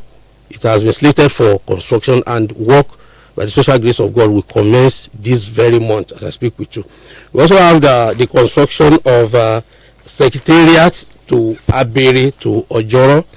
It's also going to be a dual carriageway as I speak with you. Then we also have the construction of Ejigbo Iwo Road. It's also slated for construction. That's one of our mega projects. Same applies to people in Obokun, Oriade Federal Constituency. We are going to have a mega project there. That is the construction of Otanle to Ilare, to Esaudo, to Iwoye, to Ijebu-Jesha. That's a whopping 18.5 kilometers. It's going to put across about 5 different towns, from Otanle to Ilare, to Esaudo, to Iwoye, to Ijebu-Jesha. So those are just few out of the mega project that will commence soon. Like I also want to bring it to your notice that presently we are constructing a dual carriageway from Erija Square, that's in Ilesha, to Biuri to Ife Ibadan Expressway. So many of our mega projects that dot across the nook and cranny of the state. Kudos to Mr. Governor. Okay, Engineer Ojebode. Yeah. What prevention measures are put in place for the street lights in Osogbo and other cities, so when there is a heavy storm, it won't be affected or pull off? Well, you recall that if you drive from Akoda to the heart of Osogbo up to Machine Tools, we have installed solar light, street light, and is functioning, which everybody here is a witness to that. And many of our road projects that have been completed has also been installed with solar light, like from O Garage to Okefia to Lameko, we have solar light there. We also have that of Obade Soji Aderemi East Bypass. The solar light has been installed there. Same applies to all our local government roads. Those that have been completed, the solar light has been installed there. And some of the direct labor routes that have been completed, we are working on installation of solar powered street light. The fact remains that all projects that is being embarked upon by this administration will be lighting. It will be illuminated. Thank you. And when there is a storm, it won't fall? Definitely, it will not. Àwọn aráàlú máa ń pe àwọn èèyàn ṣàkíyèsí, wọ́n ti sọ fáwọn olóṣèlú, wọ́n ti sọ fáwọn tó wà níjọba náà. Pẹ̀lú ohun tí ẹ sọ, tá bá wo iná ojú pópó ní gbogbo kọ̀rọ̀kọ́ndù ìpínlẹ̀ Ọ̀ṣun, pàtàkì jùlọ ní Òṣogbo ní àhín àtàwọn ìlú ńláńlá míì, ìgbésẹ̀ gbòógì wo ni iléeṣẹ́ òde ń gbé lọ́wọ́lọ́wọ́ láti dẹ́kun bí àwọn òpó solar street ní àwọn ojú pópó ńlá wa l'Óṣogbo àtàwọn ibòmíì l'Ọ́ṣun kò sí ní máa júbà atẹ́gùn tó jò ńlá bá rọ̀, ó ń júbà atẹ́gùn kí ni gbèsè abẹ́ kéèsì ó ń júbà atẹ́gùn gan. Ẹ ṣe gan atọ́kùn, ṣe rí àwọn tó jẹ́ sẹ́ẹ̀tì àkọ́kọ́ tí àkọ́kọ́ ṣe, àwọn ni ó dàbẹ̀ ni pé ó rí bákan, àtìgbà tí a sì ti rí eléyìí làwa náà ti gbé ìgbésẹ̀ tó yanrantí. Ẹ rí i pé láti bí ọ̀sẹ̀ kan ọ̀sẹ̀ méjì nìsín ẹ lè gbúrò pé àwọn òpó kankan ń wó mọ́, àyàfi tó bá jẹ́ pé àwọn tó ti táwọn mọ́tò ń kọlù òun ló kù. A ti gbé ìgbésẹ̀ tó yanrantí débi pé àwọn òpó tá à ń lò tẹ́lẹ̀ a máa ń pè nǹkan kan ní additional bracing, àti fún ní additional bracing tó fi jẹ́ pé kò sírú òjò tó lè rọ̀, kò sì sírú atẹ́gùn tó lè fẹ́ tó lè wú kankan nú àwọn òpó wa mọ́. ṣé rectangular ni bracing yẹn ni àbí circumference? Circular ni bẹ́ẹ̀ ni. èmi ò ṣe engineer ṣùgbọ́n mo. ẹni mọ̀ pé tábàlà bracing nǹkan dáadáa kó lè lágbára sí ni, so gbogbo àwọn nǹkan tí à ń ṣe ni àwọn ìta àti kọ́kọ́ ṣe tẹ́lẹ̀, àwọn ni irú àwọn ìṣẹ̀lẹ̀ pé ó wó atẹ́gùn gbé nǹkan kan ló ṣẹlẹ̀ sí, ṣùgbọ́n láti bí ọ̀sẹ̀ méjì ọ̀sẹ̀ mẹ́ta sí ìsìn ẹ lè gbúrò gbogbo orú nǹkan bẹ́ẹ̀ mọ́, àfi èyí tó bá yẹ pé àwọn onímọ́tò kọlù tàbí wọn lọ́kadà bá kọlù lókun. Ẹ ṣeun. Gẹ́gẹ́ bí ẹnìkejì mi ṣe sọ lédè òyìnbó, a gbọ́ a sì rí kà, kì í sì ṣe ìròyìn tuntun mọ́. Wọ́n ní gómìnà fi gbogbo ọwọ́ gbáyà wípé kì í ṣe gádà làwọn ṣe, overhead bridge làwọn ṣe l'Ọ́ṣun. Ṣé lóòótọ́ ni pé kò sí ìsíjọba wọn láti gbà tá a dá ìpínlẹ̀ Ọ̀ṣun lẹ̀? Ṣé yàtọ̀ wà láàrin gádà àti bíríìjì? Torí wọ́n ní gádà wà níbì kan l'Óṣogbo. ẹ ṣe rí gómìnà wa bí wọ́n ṣe sọ bẹ́ẹ̀ náà ló ṣe rí tẹ́yìn náà bá wò láti gbà tí wọ́n ti dá Ọ̀ṣun lẹ̀ kò tí ì sí ìjọba náà tó ti ṣe flyover tó nǹkan tá à ń ṣe lọ́wọ́lọ́wọ́ mo ṣe ń bá yín sọ̀rọ̀ ẹ̀ fàpẹẹrẹ à ń ṣe nílé Ifẹ̀ ẹ wo tòkè fẹ́ àlàsán 10 span flyover. èwo ni span. span ni ibi tí òpó àkọ́kọ́ sí ìkejì. ó kẹ àwọn arọ́pò dògiri ńlá ńlá. ẹ mo ṣe jẹ́ gan-an nù kò tí ì síjọba tó ti ṣe àtúnṣe nílàmẹ́kọ bá a ṣe ń ṣe káàkiri nù àwọn mega project wa àwọn mega project tó jẹ́ pé kò tí ì síjọba tó ṣe fún àpẹẹrẹ láti àkòdá sí òkè gádà ní ibùsọ̀ tó tó bí ibùsọ̀ tó fẹ́ tó ibùsọ̀ 9 láti parí a sì ṣe láàrin ọdún kan kò pé tí agbáṣẹ́sí ti parí iṣẹ́ yìí ẹ wo ọ̀nà owó garage inú Òṣogbo ní gbogbo àjọ ẹ wo garage sí òkè ìfẹ́ àlọ́ sí làmẹ́kọ láti gbàdá ṣe láti parí kò pọ̀ ọdún kan tá a fi parí iṣẹ́ yẹn kò pé ọdún kan tá a fi parí ẹ̀.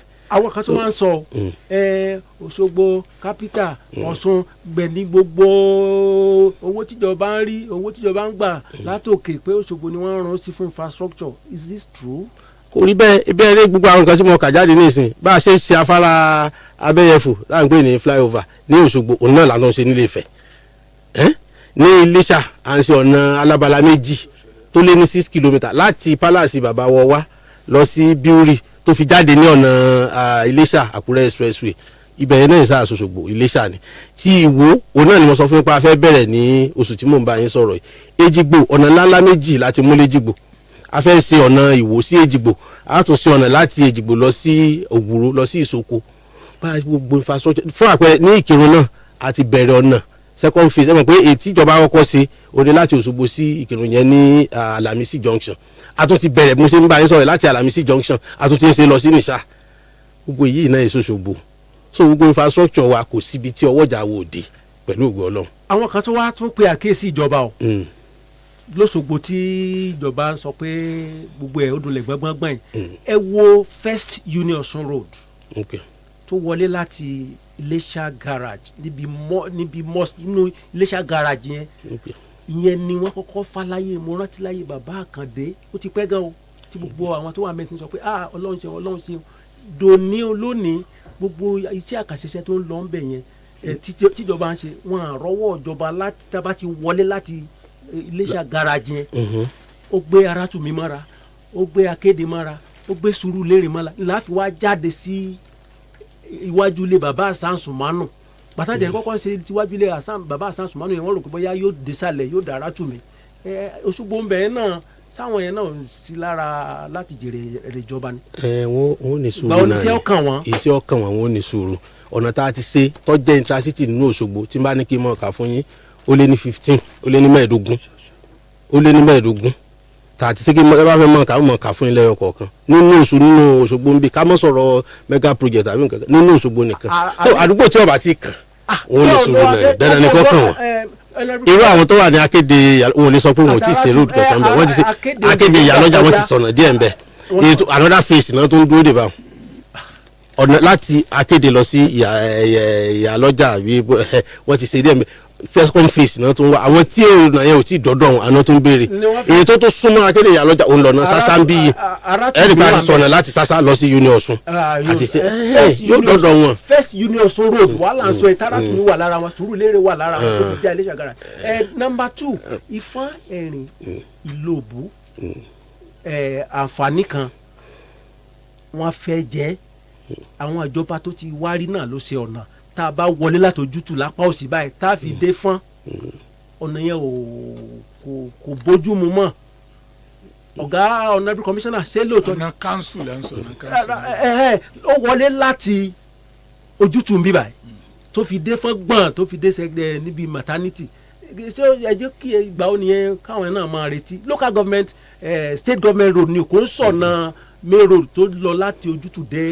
ọ̀rọ̀ mo ti mọ ọ̀nà tẹ́ ẹ̀ sọ ìjọba tó kó gbálẹ̀ lánàá àwọn ni wọ́n bẹ̀rẹ̀ ọ̀nà yẹn wọn ò sì parí ẹ̀ ṣùgbọ́n gẹ́gẹ́ bí ẹ ṣe mọ decision admission tá a wà àti sẹ́yìn tí ìjọba àná ṣe o àti ìtawà náà fẹ́ ṣe o gbogbo ẹ̀ náà làwọn ò ṣe fàpẹẹrẹ ọ̀nà bá bọ̀ ọ̀nà ọba Adésọjí Adérẹ̀mí east bypass ìjọba ìjẹta lọ́bẹ̀rẹ̀ rẹ̀ ìjọba àná ṣe díẹ̀ ìjọba tó ṣì wà bẹ́ẹ̀ lẹ́nu wọ́n sì ti parí ẹ̀ pátápátá iṣẹ́ kékeré kọ́ la ṣe ń bẹ̀ o bákan náà ọ̀nà Òṣogbo Ìkírun tó délà odò àkọ́kọ́ ìjọba yìí wọ́n ti intervene bẹ́ẹ̀ wọ́n ti 10 kìlómítà wọ́n tún ti intervene lẹ́lẹ́kejì so èyí tó kù lára iṣẹ́ tí ìjọba náà parí ní Ifọ̀n section náà nìkan tó kù ń bẹ so pẹ̀lú ògbọ́n àti ṣiṣẹ́ lórí rẹ̀ wọ́n sì gbé gbèsè tó kù. àwọn tí wàá ṣe àwọn yẹn náà ti ń bú bóyá gbà ń wọbẹ̀ yín bóyá drainage ní ìbàjẹ́ ni kò ṣe unmutterable. a ṣe pẹ̀lú ògbọ́n Ọlọ́run sì fún wa ṣe. Finally ẹ jẹ́ ká wo ìdàgbàsókè àti ìgbòkègbodò ọkọ̀ àwọn ọmọ yín tí ẹ máa ń kó sí ojú títì ṣé kánsẹ́lì wọn bó ló ṣe múnádóko sí àwọn tí wọ́n mú àwọn ọlọ́kadà tí wọ́n máa dé. àwọn otram lẹ́nu sọ ẹbí iṣẹ́ yín náà wà ń bẹ̀. bẹ́ẹ̀ni pẹ̀lú ògbọ́n à ń gbìyànjú tẹ́ bá wo gbogbo ìgboro Òṣogbo káàkiri at different junctions lẹ́ẹ̀tì rí wọn pẹ̀lú yunifọ́ọ̀mù wọn wọ́n ń gbìyànjú a sì ń ṣe training regularly fún wọn káàrí oṣù mẹ́ta síra wọn náà ń ṣe training àwọn psychologists ń bá wọn sọ̀rọ̀ àwọn councillor náà ń bá wọn sọ̀rọ̀ àwọn tó jẹ́ traffic managers àwọn náà ń bá wọn sọ̀rọ̀ wọ́n sì dánilẹ́kọ̀ọ́ fún wọn. ẹ jẹ́ ń lọ sọ́dọ̀ Àmọ̀tẹ́kùn kó tó di pé ọ̀rẹ́ mi yóò sọ fẹ́rẹ̀ fẹ́tìn ẹ kú ara fẹ́ra kù ẹ pẹ̀lẹ́ ẹ ṣe gan ẹ kú ọ̀rọ̀ èèyàn àwa nìyẹn Ọlọ́run fi mọ àní kàjàmbá mọ́ lágbára Ọlọ́run olórí ẹ̀ṣọ́ àwọn Àmọ̀tẹ́kùn ìpínlẹ̀ Ọ̀ṣun ni mò ń kí yẹn gbogbo wa náà láti gbọ́ gbogbo alágbọ́n tó ṣẹlẹ̀ ní Wednesday bó ló ṣe wá rí bólẹ̀ bá dé santi rẹ́ẹ̀nì kejì ẹni tí wọ́n wá báyìí. màá kọ́kọ́ bẹ̀bẹ̀ fún ìṣẹ́jú kan nínú ètò yìí fún ọmọ wa tó jẹ́ jagunjagun tó ṣubú ní ojú ogun nítorí ojú ogun náà lágbọ́dọ̀ pé torí ó lọ ṣe dáàbòbò fún ẹ̀mí àwọn ènìyàn kan ní pápá ní Ìwó ni kíní ti wà ń bẹ̀ tipẹ́ kó tó di pé wọ́n wá ràn àwọn ọmọ ẹ lọ so mo bẹ̀bẹ̀ fún ìṣẹ́jú kan yẹn náà kí n tó bẹ̀rẹ̀ ọ̀rọ̀ mi.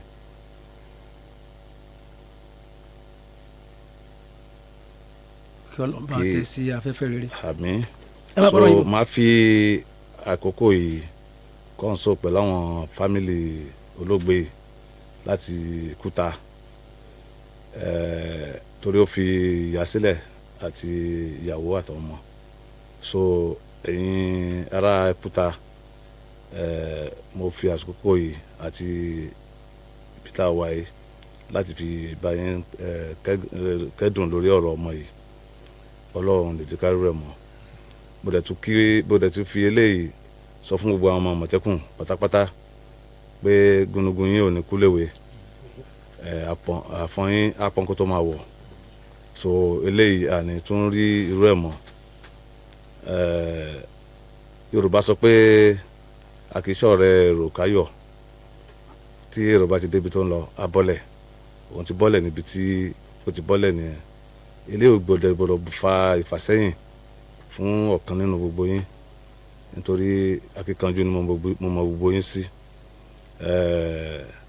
tí èèyàn bá sọ pé ọjọ́ ogbó èèyàn fẹ́ fi dọ́rẹ̀ èèyàn tán rẹ̀ jẹ ni so kò ṣeé ṣe so gbà tí tiẹ̀ tó dé lélẹ̀ so kò sí ẹnu tínú ẹ̀dùn láti gbà tẹ́tí sọ yẹn ṣùgbọ́n a gbọ́dọ̀ mara lé náà nítorí pé a gbọ́dọ̀ jẹ́ kí ètò ààbò kó mẹ́ẹ̀ rárá nílẹ̀ ìpínlẹ̀ Ọ̀ṣun ikú ẹ̀dẹ̀ ni ó jẹ́ ká mọ̀ pé tẹ́yàn bá dẹrù nù àtúntò yẹn so àti wá rí àwọn kankan tó jẹ́ pé àwọn náà ti wá mú dání ní orí ibi ikú ẹ̀ yìí tí ò ní jẹ́ kí irú ẹ̀ kó tún ṣẹlẹ̀ mọ́.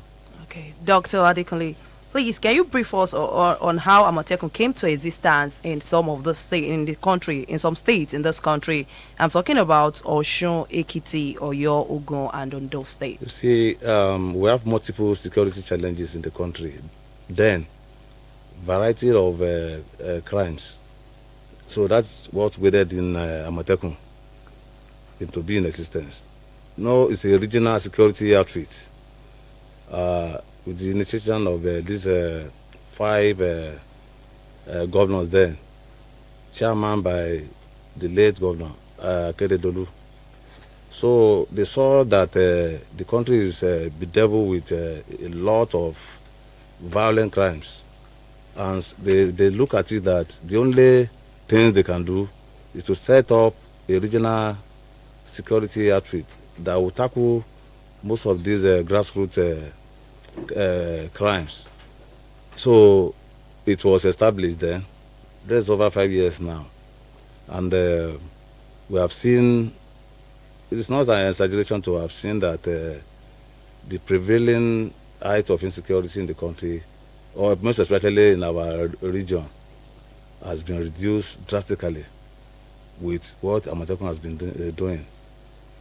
Okay, with the incident that happened on Wednesday, that incident that happened in Iwo, can you, as leader of Amateku, put our heart at rest that we are safe and Amateku will protect the citizen of Osun State no matter what happens in the future?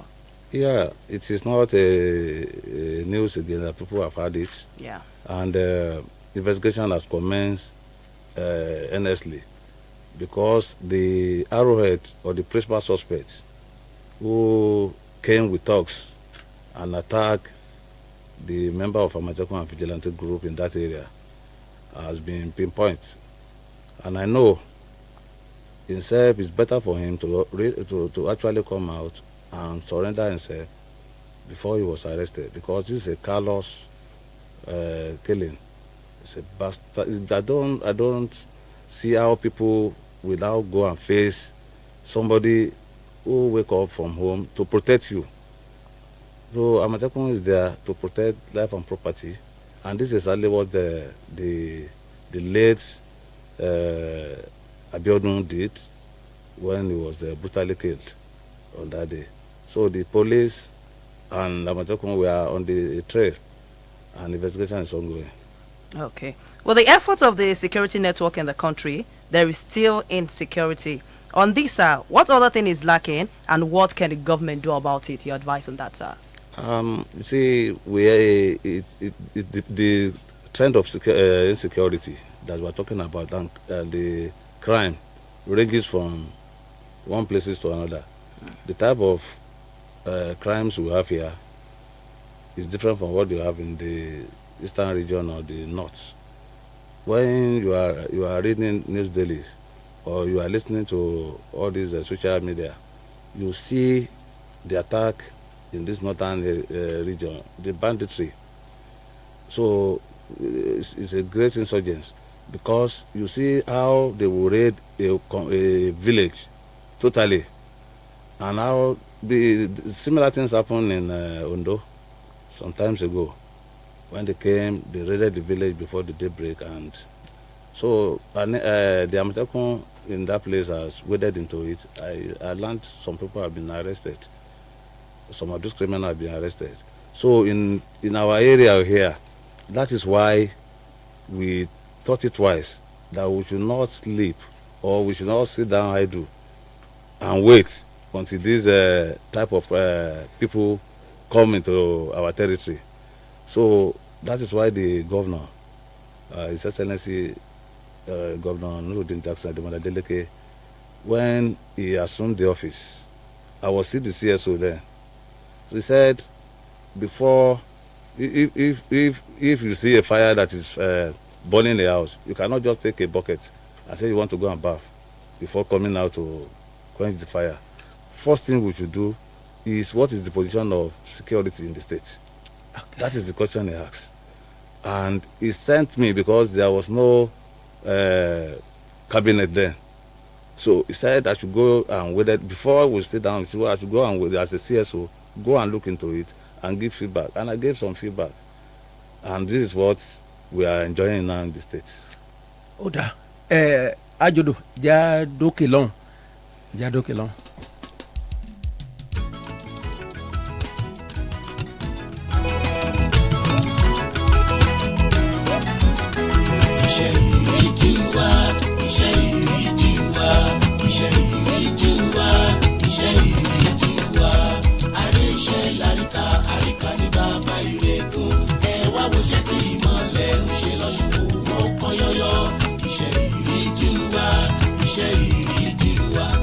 Ademola Adeleke ìmọ̀lẹ̀ rẹ̀ ń tàn jálé jákó. Lẹ́ka ètò iṣẹ́ òde ẹ̀wù burúkú kẹ́ẹ̀rí iṣẹ́. Ademola Adeleke ìmọ̀lẹ̀ rẹ̀ ń tàn jálé jákó. lẹ́ka ètò ẹ̀kọ́ àti ìlera ẹ wòṣẹ́ ìríjú wa. Sinetọ̀ Ademola Adeleke ìmọ̀lẹ̀ rẹ̀ ń tàn jálẹ̀ jákó. Lórí ètò ìgbà ayé gbádùn Ademola máa ń jábẹ́bẹ́. Sinetọ̀ Ademola Adeleke ìmọ̀lẹ̀ rẹ̀ ń tàn jálẹ̀ jákó. Iṣẹ́ ìríjú wa, iṣẹ́ ìríjú wa, iṣẹ́ ìríjú wa, iṣẹ́ ìríjú wa. Àríṣẹ́ láríkà àríkà ní bàbá ìrẹ́gùn. Ẹ wá wòṣẹ́ tí ìmọ̀lẹ̀ ń ṣe lọ́sùkú ó pọ́n yọ́yọ́. Iṣẹ́ ìríjú wa, iṣẹ́ ìríjú wa. Sinetọ̀ Ademola Adeleke ìmọ̀lẹ̀ rẹ̀ ń tàn jálẹ̀ jákó.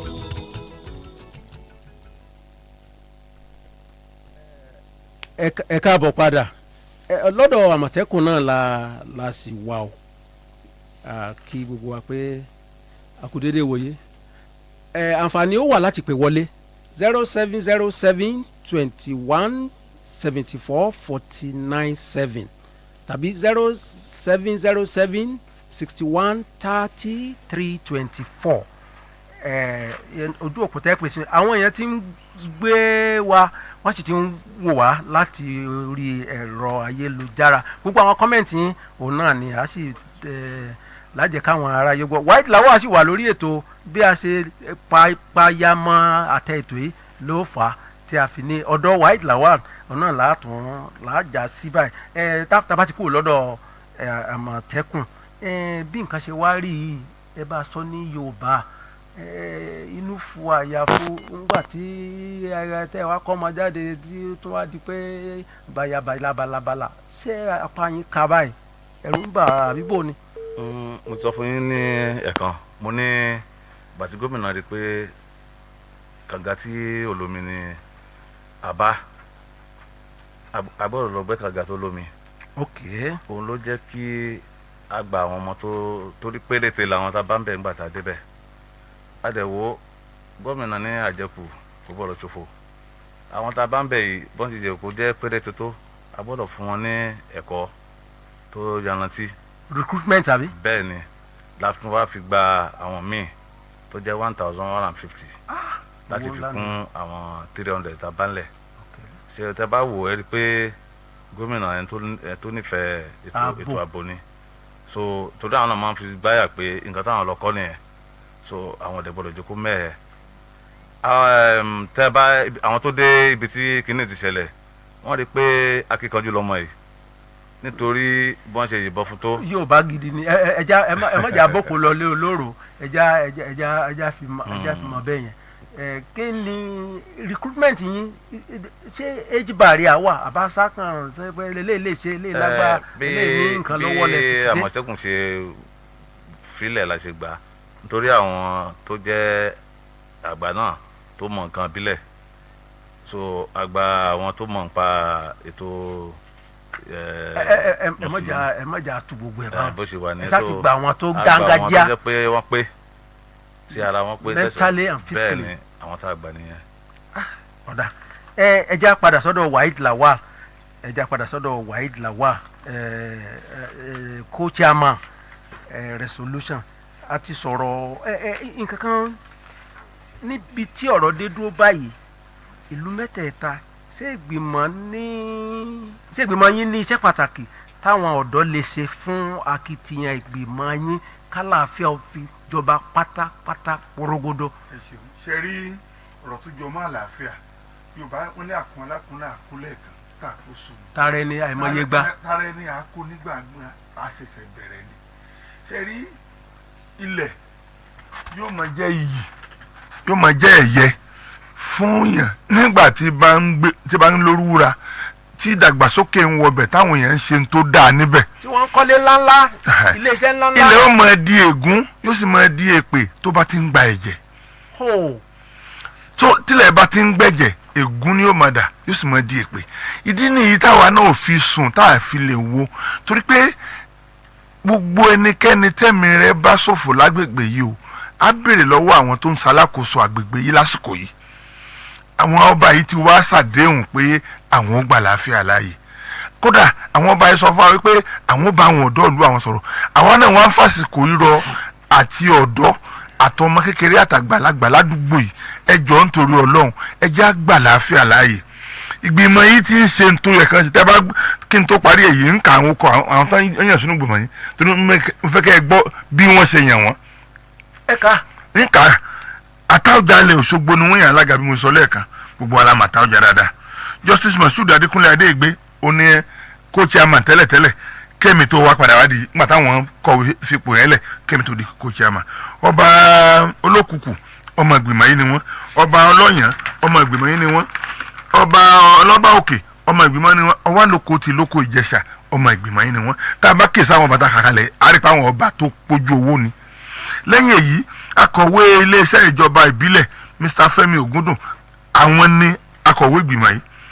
Commissioner of Police ní state ọmọ ìgbìmọ̀ yìí ni wọ́n, Commandant Army Ẹdẹ ọmọ ìgbìmọ̀ yìí ni wọ́n, Director State Service ọmọ ìgbìmọ̀ yìí ni wọ́n, Commander Civil Defence ọmọ ìgbìmọ̀ yìí ni wọ́n, Commander Immigration lọ́sùn ọmọ ìgbìmọ̀ yìí ni wọ́n, Ọ̀mọ̀wé Adékúnlé Ọmọyẹlé tó jẹ́ Commander Àmọ̀tẹ́kùn ọmọ ìgbìmọ̀ yìí ni wọ́n, Barrister Samuel Ojo tó jẹ́ Special Adviser Gómìnà wọn ti jẹ́ ọmọ ìgbìmọ̀ yìí tẹ́lẹ̀ ṣùgbọ́n wọn náà wọ́n kọ̀wé fi àyè yẹn sílẹ̀.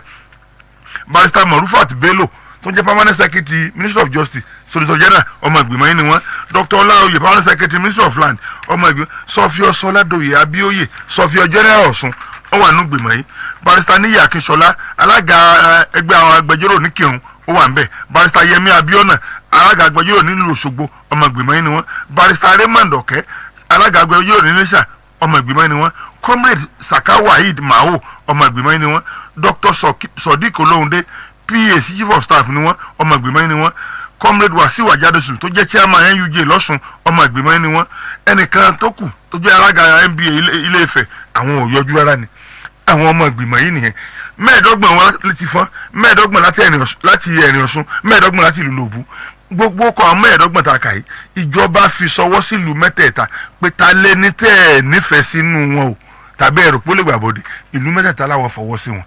àwa náà tá a sì wà ń bẹ̀ àlàáfíà ìlú mẹ́tẹ̀ẹ̀ta jẹ wá lógún torí pé tàlàáfíà bá wà nílùú mẹ́tẹ̀ẹ̀ta àlàáfíà ó wà ní gbogbo ìpínlẹ̀ Ọ̀ṣun tí Yorùbá ní bọ́ọ̀dẹ̀ òdùn bí ìgbẹ́ nílùú rí bí ifọ̀ ìlú Òbú Ẹ̀rìn Ọ̀ṣun ò bá ti dùn ara gbogbo Ọ̀ṣun ni ò yáhùn.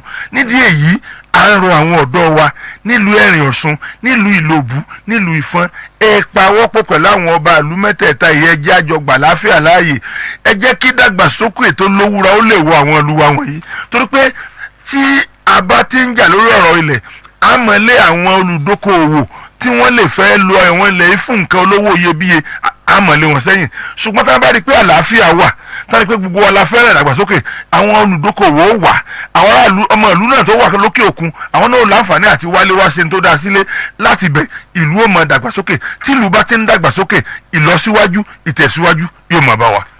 Comrade Waheed Lawal ìbéèrè yìí pẹ̀lú àkókò wa ǹjẹ́ ó wà nínú àtẹ ètò ọlọ́gọ́rùn-ún ọmọ àgbìmọ̀ ìpẹ̀tùsáwọ̀ ìlú mẹ́tẹ̀ẹ̀ta yìí láti dábàá gbèsèwájú ìjọba gọ́vnà Jackson àwọn nǹkan bíi gbàmọ́bínú palliative that's number 1. Number 2 ṣé ìgbìmọ̀ yín náà tún láṣẹ àti dábàá gba ìjọba nímọ̀ràn fún àkókò ìséde 7 a.m. to 7 p.m. lọ́wọ́lọ́wọ́ báyìí tàbí pé kó kúkú káńsù curfew. tẹ̀rí ètò ìbèrè kányìn ni wọ́n dá àǹfààní àti dáhùn tàbí àkọ́kọ́ tẹ́ ìbèrè ẹ fẹ́ jíwèé wò ni tẹ́ ẹ má sì fẹ́ jíwèé wò inú nínú àbọ̀ tá a jẹ fún ìjọba lẹ́yìn gbogbo àwọn nǹkan tó jọba yìí wọ́n wà gbogbo ń tá a ní lákàá ń bẹ̀ tá a bá gbé fún ìjọba ó jẹ́ kẹ́ ẹ gbọ́ ṣùgbọ́n ṣe rí lórí ọ̀rọ̀ ìséde aláago 6 sí 6 àdájí sí 6 ìrọ̀lẹ́hùn tí àwọn ìlú wa wọ̀nyí bá ti gbà láàyè ìjọba náà ó tún ṣe àgbéléwọ̀n ọdún iléyà ló ti ń bọ̀ yìí àwọn yóò sì wálé káàkiri lọ́nìkọ̀nà òun làwọn náà fi ń sáré ní gbogbo ọ̀nà pé ká parí iṣẹ́ yìí ká lè jábọ̀ fún ìjọba kíjọba ó mọ àwọn nǹkan tó kù tí àwọn ó tún ṣe láwọn agbègbè yìí ṣùgbọ́n gbogbo tí wọ́n sì pátápátá o àlàáfíà ni ọ̀pá kù tẹ̀lé ohunkóhun tá a fẹ́ níbẹ̀ àwọn èèyàn wa ti ṣàdéhùn pé àwọn gbà láàfíà láàyè ìjọba náà sì ń wò wọ́n lọ́wọ́ wọ́n sọ wọn lọ́wọ́ sọ wọn lẹ́sẹ̀ láti rí i pé ǹjẹ́ àdéhùn tí wọ́n ṣe yìí ǹjẹ́ wọ́n mú un ṣẹ tí wọ́n bá ti má déhùn ṣẹ ìjọba yìí náà ò retí ìṣèdè yìí ṣe láti fìyà jẹ ẹnikẹ́ni ìṣèdè tí ìjọba ṣe lágbègbè yìí o kì í ṣe láti fìyà jẹ ẹnikẹ́ni ìṣèdè yìí ni láti dáàbò bo ẹ̀mí àti dúkìá ojúṣe ìjọba sì ni lábẹ́ òfin ìjọba ló lẹ́tọ̀ọ́ láti dáàbò bo ẹ̀mí àti dúkìá aráàlú kí wọ́n sì wá ṣètò ìgbé ayé ìrọ̀rùn faraàlú ẹni tá a ṣe ètò ìgbé ayé ìrọ̀rùn fún ó gbọ́dọ̀ kọ́kọ́ ní ààbò tó péye táwọn ìlú yìí bá ti gbà láàfíà láàyè tíjọba sì rí i pé wọ́n ti gbà láàfíà láàyè ìjọba mọ ní tó tọ́ àti ní tó yẹ láti ṣe lórí ọ̀rọ̀ ìṣèdè. ọjọ́ wo pàtó gan-an wá ní káwọn èèyàn ìpínlẹ̀ yìí máa retí àbọ̀ ìgbìmọ̀ ẹlẹ́ni 100. ìgbìmọ̀ yìí ti fẹ́ẹ̀ parí iṣẹ́ níbi tá a dé dúró nísìnyí o láìpẹ́ láì jìnnà a kàn síjọba láti gbé ìròyìn ìpàdé àbọ̀ wa fún wọn. ok àǹfààní wà báyìí o ó yá sọ káwọn èèyàn ó pè wọlé. Okay, to contribute to this program, you can call on 070-7217-4497. You can also call on 070-7613-0324. Hello. Hello, ẹ káàárọ̀ ẹ kú ètò. hello ẹ kú dédé ìwò Ẹ káàárọ̀ ẹ kú ètò. ẹ lẹ́sà o. Olóyè Táíwò Hasan bọ́ba tèlú tìlú Owódé-Ẹdẹ land. ok Ó kí gbogbo àwọn ìgbìmọ̀ wa tí wọ́n wà ń bẹ̀ òun látòrí Àmọ̀tẹ́kùn àtòrí gbogbo àwọn bàbá wa pátápátá. Ẹnjìnà Ọ̀jẹ̀bọ̀dé Màrú director of highway ni mo fẹ́ bá sọ̀rọ̀.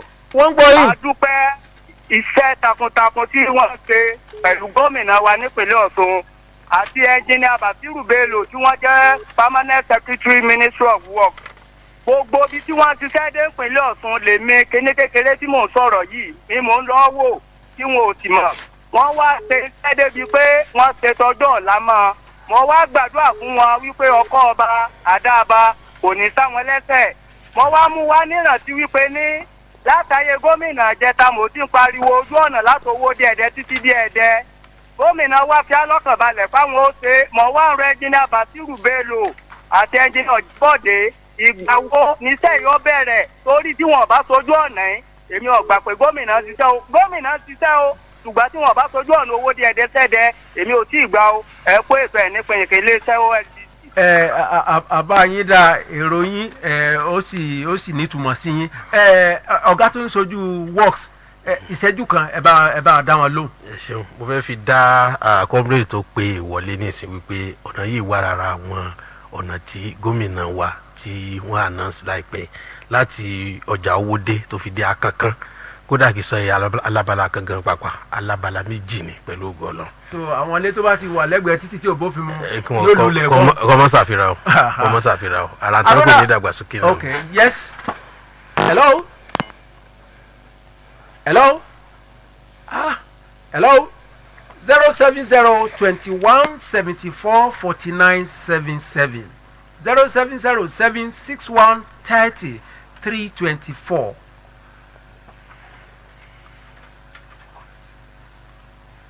Okoti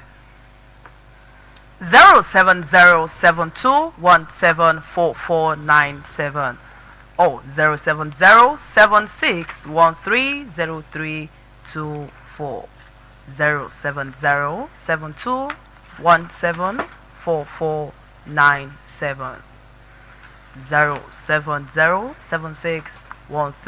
070-7613-0324. Let's attend to some comments on our Facebook page. We have Dairo Olalire. We have Taiwo Elodini. Said, I think that is in Yoruba. You should read it, sir. Okay. Taiwo Oladini Eludini. I guess this is from Ife, I suppose. Mo kí yín o ẹ kú iṣẹ́ Ọlọ́run yóò máa fún yín ṣe. Ìpínlẹ̀ Ọ̀ṣun yóò máa tẹ̀ síwájú. Ẹ jọ̀wọ́ kí ni ó dá iṣẹ́ flyover Ilé-Ifẹ̀ dúró nítorí nǹkan tí à ń gbọ́ ni pé gómìnà fẹ́ fi ṣe ìpolongo ìbò ni a sì fẹ́ kí gómìnà mú ìlérí wọn ṣẹ nígbà tí wọ́n ṣe ìfilọ́lẹ̀ afárá náà. Ẹ kú ètò, this is Dairo Olalere. Ẹ kú ètò Ọlọ́run á bá yín ṣe o, watching live and right from Osogbo, comrade Dairo Olalere. Hello. Ẹ sún sẹ́yìn o tàbí ká pa láti bí o. Oyin ọ̀jákè gàràgà o. Comrade Adesina Razak, ẹ kú ètò tòní kò ní jáse mọ́. 070-21-74-49-7. 070 07072 174497. That is a call.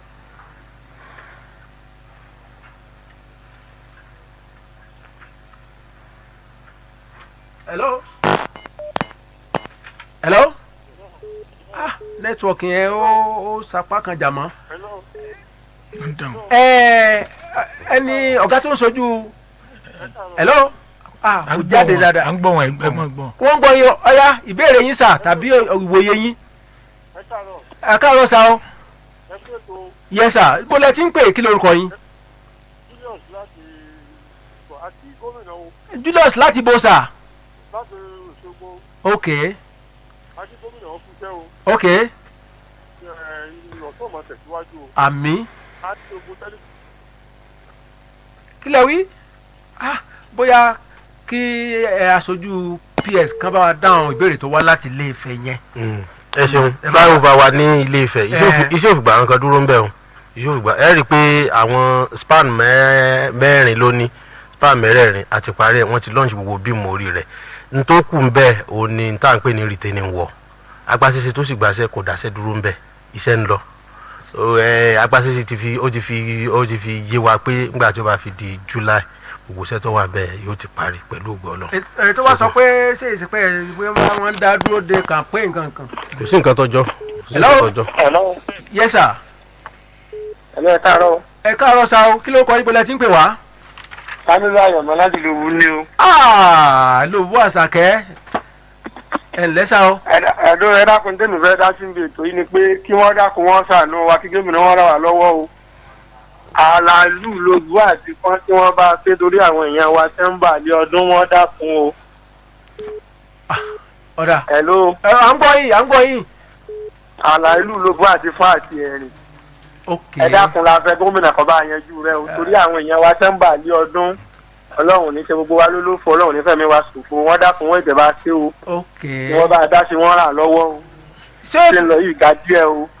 Ó ṣe ẹjẹ́ máa pè fún àlàáfíà ẹ jẹ́ ká máa pè fún ìṣọ̀kan ẹ jẹ́ ká máa pè fún àlàáfíà ní ìlú mẹ́tẹ̀ẹ̀ta kí ní gbogbo ìpínlẹ̀ Ọ̀ṣun. Comrade Waheed Lawal wọn láwọn yẹn ti ń bọ̀ lé ọdún pé bolẹ̀ pé ẹ rí pé mo ṣe ń béèrè pé ṣé níjó ni ọ̀rẹ́ dì. ẹ rí i pé mi náà sọ ń sìn pé ọdún iléyà ń bọ̀ mo sì sọ pé kíákíá láìpẹ́ ni ìgbìmọ̀ wa ó gbé àbọ̀ ìwádìí wa àlà ìlú Ìlọbù fún Àtẹ̀rìn Ọ̀ṣun àkọ́kọ́ àlà wọn ni àlàáfíà àlàáfíà àkọ́kọ́ àlà tí wọ́n ní àlàáfíà ni. dólè.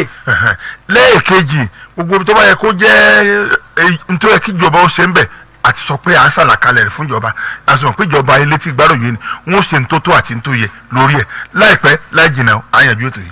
Àjú gbogbo ẹ̀rọ àlàbá àní àkọ́kọ́ àlà tí wọ́n ní láyé àlàáfíà ni kí gbogbo wọn kọ́kọ́ gbà àlàáfíà láàyè torí pé Yorùbá ní àní bẹ́ẹ̀dẹ̀ òdùn bí ìgbẹ́ nílùú rí tí a bá gbà láàfin inú ọgbà láàyè ògbà tẹ́ ẹ bá lọ àwọn ìlú kan láwọn ìpínlẹ̀ kan ẹ lè mọ̀ pé ẹ ti wọ̀lú mi tẹ́ ẹ bá débẹ̀ nítorí pé wọn ò jà sáàlà ìdàgbàsókè ń lọ. níbẹ̀rẹ̀ pẹ̀pẹ̀.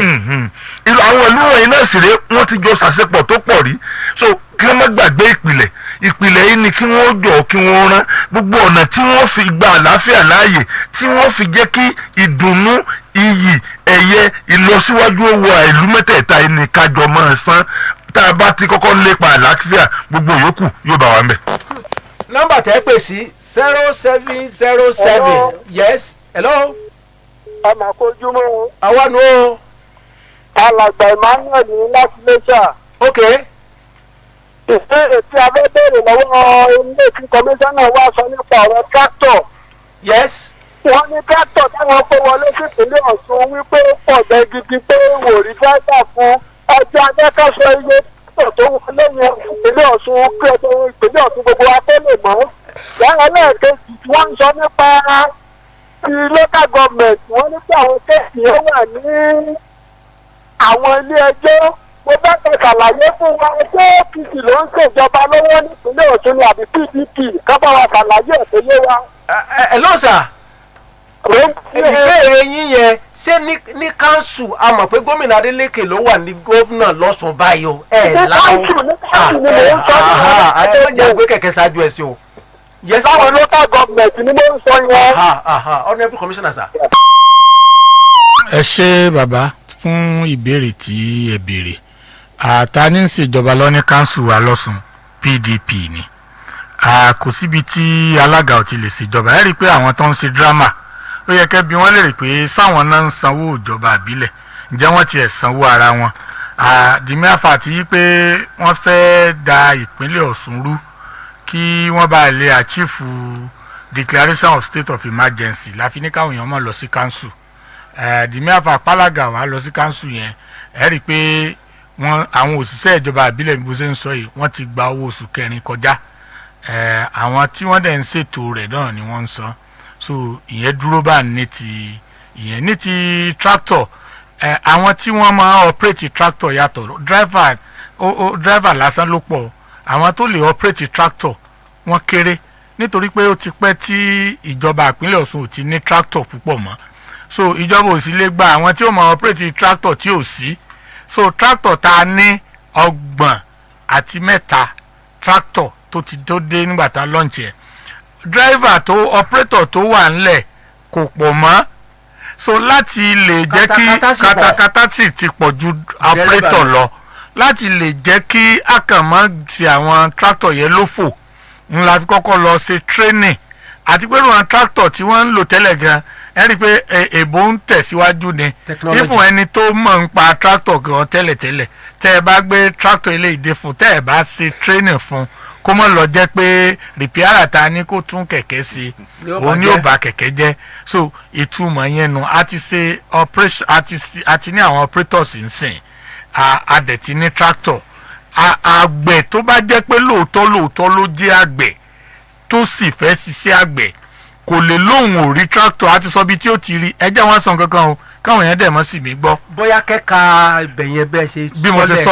ẹjẹ́ tí mo dẹ̀ fẹ́ sọ ni pé tí èèyàn bá wá jẹ́ pé ó fẹ́ lo tractor nísìnyí ó wá débi tó ti fẹ́ gba tractor yẹn wọ́n wá ní kò sí tractor tàbí kò rí tractor ó lè mú complain wá sí Ministry of Information àbá fi tó àwọn tó wà ń di rẹ̀ létí tí mo fi ní ká má sì mí gbọ́ ni pé ẹnìkan sọ ń jọ̀ka pé kí ló dé tó jẹ́ pé alibi ni yóò máa sọ pé gbogbo nǹkan kan máa wá bá o ìyìn ní ká wá bá mi o ṣùgbọ́n téèyàn bá fẹ́ ṣe nǹkan nínú ìjọba tí ò bá rí ṣe àwa ní elétí gbáròyé tó o bá sọ fáwa àwa ò bọ̀ sọ fún iléeṣẹ́ tí ó wà concern tí èèyàn bá lẹ́yìn tá a ti announce ẹ̀ ń ṣe tí gbogbo ayé gbọ́ yìí téèyàn bá ní òun fẹ́ lo tractor kò wá rí tractor lò èmi sọ pé rọ níbẹ̀ tó bá jẹ́ pé ó débẹ̀ bóyá kò rí tractor ni tàbí wọn ò dá lónìí ẹ jẹ́ kó kàn sí iléeṣẹ́ agric PS agric àti commissioner wọn àti special adviser wọn tí ò bá wá rí àwọn yẹn kàn sí kó kàn sí a ní iléeṣẹ́ Ministry of Information and Public Enlightenment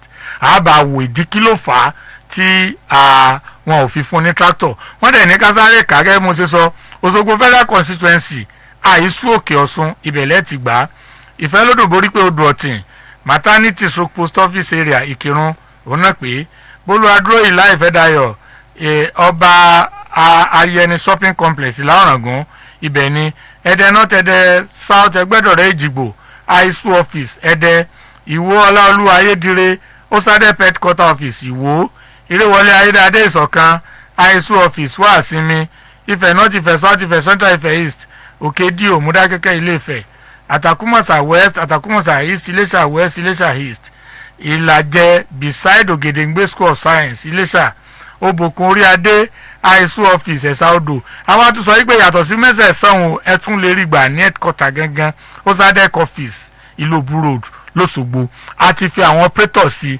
a dẹ̀ ti ṣètò rẹ̀ àti tracking sí bẹ́ẹ̀ yẹn bá gbé tractor wa lọ́sùn tó bá gbé lọ sí state main àti ní nǹkan tá a fi mọ̀ ṣe.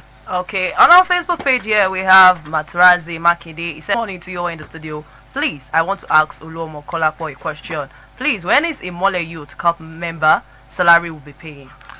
Ẹ ṣé o bá a ṣe ń sọ̀rọ̀ lọ́wọ́lọ́wọ́ yìí kò èèyàn tó bá jẹ́ ìmọ́lẹ̀ youth cup tó bá lóun tí ìrówó oṣù kẹrin tó kọjá ìgbà ìrọ́ ló pa o gbogbo àwọn ìmọ́lẹ̀ youth cup pátápátá tó jẹ́ ìmọ́lẹ̀ youth cup tó ti wà lórí payroll wa o àjẹ wọn lówó oṣù kankan ó sì ti dóṣù méjì tí wọ́n gbà báyìí wọ́n ti gba oṣù kẹta wọ́n sì ti gba oṣù kẹrin. Okay, another person, Kasali Gbadamosi, said, my question goes to Information Commissioner. What is the government doing on cocoa industry, Ede?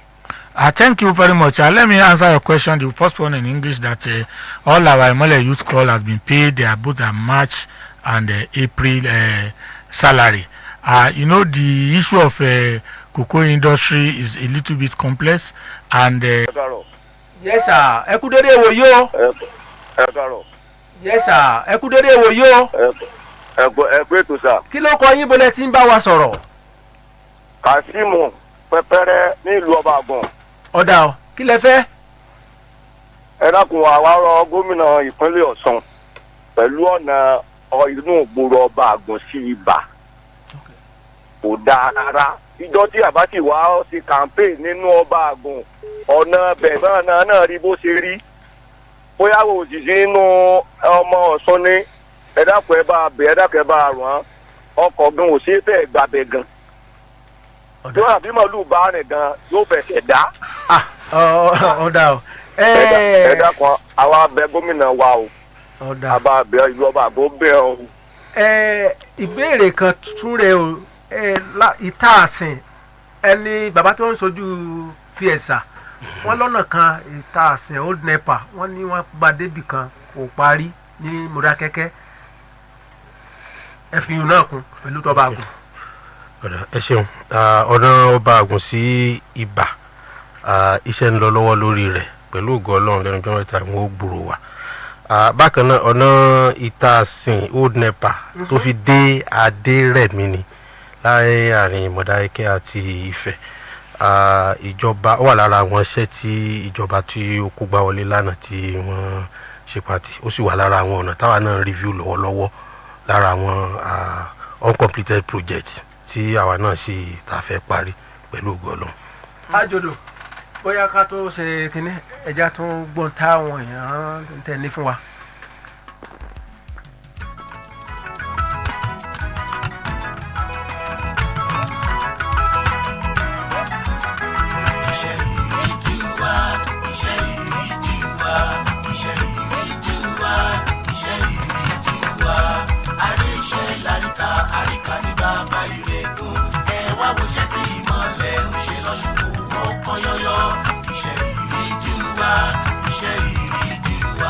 Adeleke ìmọ̀lẹ̀ rẹ̀ ń tàn jálẹ̀ jákó.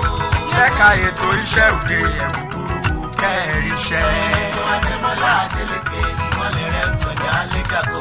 Lẹ́ka ètò ẹ̀kọ́ àti ìlera ẹ̀wòṣẹ́ ìríjú wa. Sinetọ Ademola Adeleke ìmọ̀lẹ̀ rẹ̀ ń tàn jálẹ̀ jákó. Lórí ètò ìgbà ayé gbádùn Ademola máa ń jábẹ́bẹ́. Sinetọ Ademola Adeleke ìmọ̀lẹ̀ rẹ̀ ń tàn jálẹ̀ jákó. Iṣẹ́ ìríjú wa. Iṣẹ́ ìríjú wa, iṣẹ́ ìríjú wa, iṣẹ́ ìríjú wa. Àríṣẹ́ láríkà, àríkà ní bàbá ìrẹ́gùn. Ẹ wá wọṣẹ́ tí ìmọ̀lẹ̀ ń ṣe lọ́ṣùkú, ó kọ́ yọ́yọ́. Iṣẹ́ ìríjú wa, iṣẹ́ ìríjú wa. Sinetọ Ademola Adeleke ìmọ̀lẹ̀ rẹ̀ ń tàn jálẹ̀ jákó. Stewardship iṣẹ́ ìríjú wa lórí ètò iṣẹ́ ìríjú wa Stewardship lẹ́ ó ti máa mọ̀ nípa ọ̀kan òjọ̀kan iṣẹ́ ìríjú ìjọba ìpínlẹ̀ Ọ̀ṣun lábẹ́ àkóso Sinetọ Dr. Ademola Jackson NURUDEEN Adeleke ní tìbútòrò ìpínlẹ̀ Ọ̀ṣun iléeṣẹ́ ìròyìn àti ìtanijí aráàlú Ministry of Information and Public Enlightenment tolúọmọ barrister Kọ́lápọ̀ Alimi jẹ́ kọmíṣánná rẹ̀ ló ń ṣe agbátẹrù ètò yìí iṣẹ́ ìríjú wa Stewardship akitiyan ìjọba Sinetọ Ademola Adeleke la fi ń fọn rere nípínlẹ̀ Ọ̀ṣun. Hello.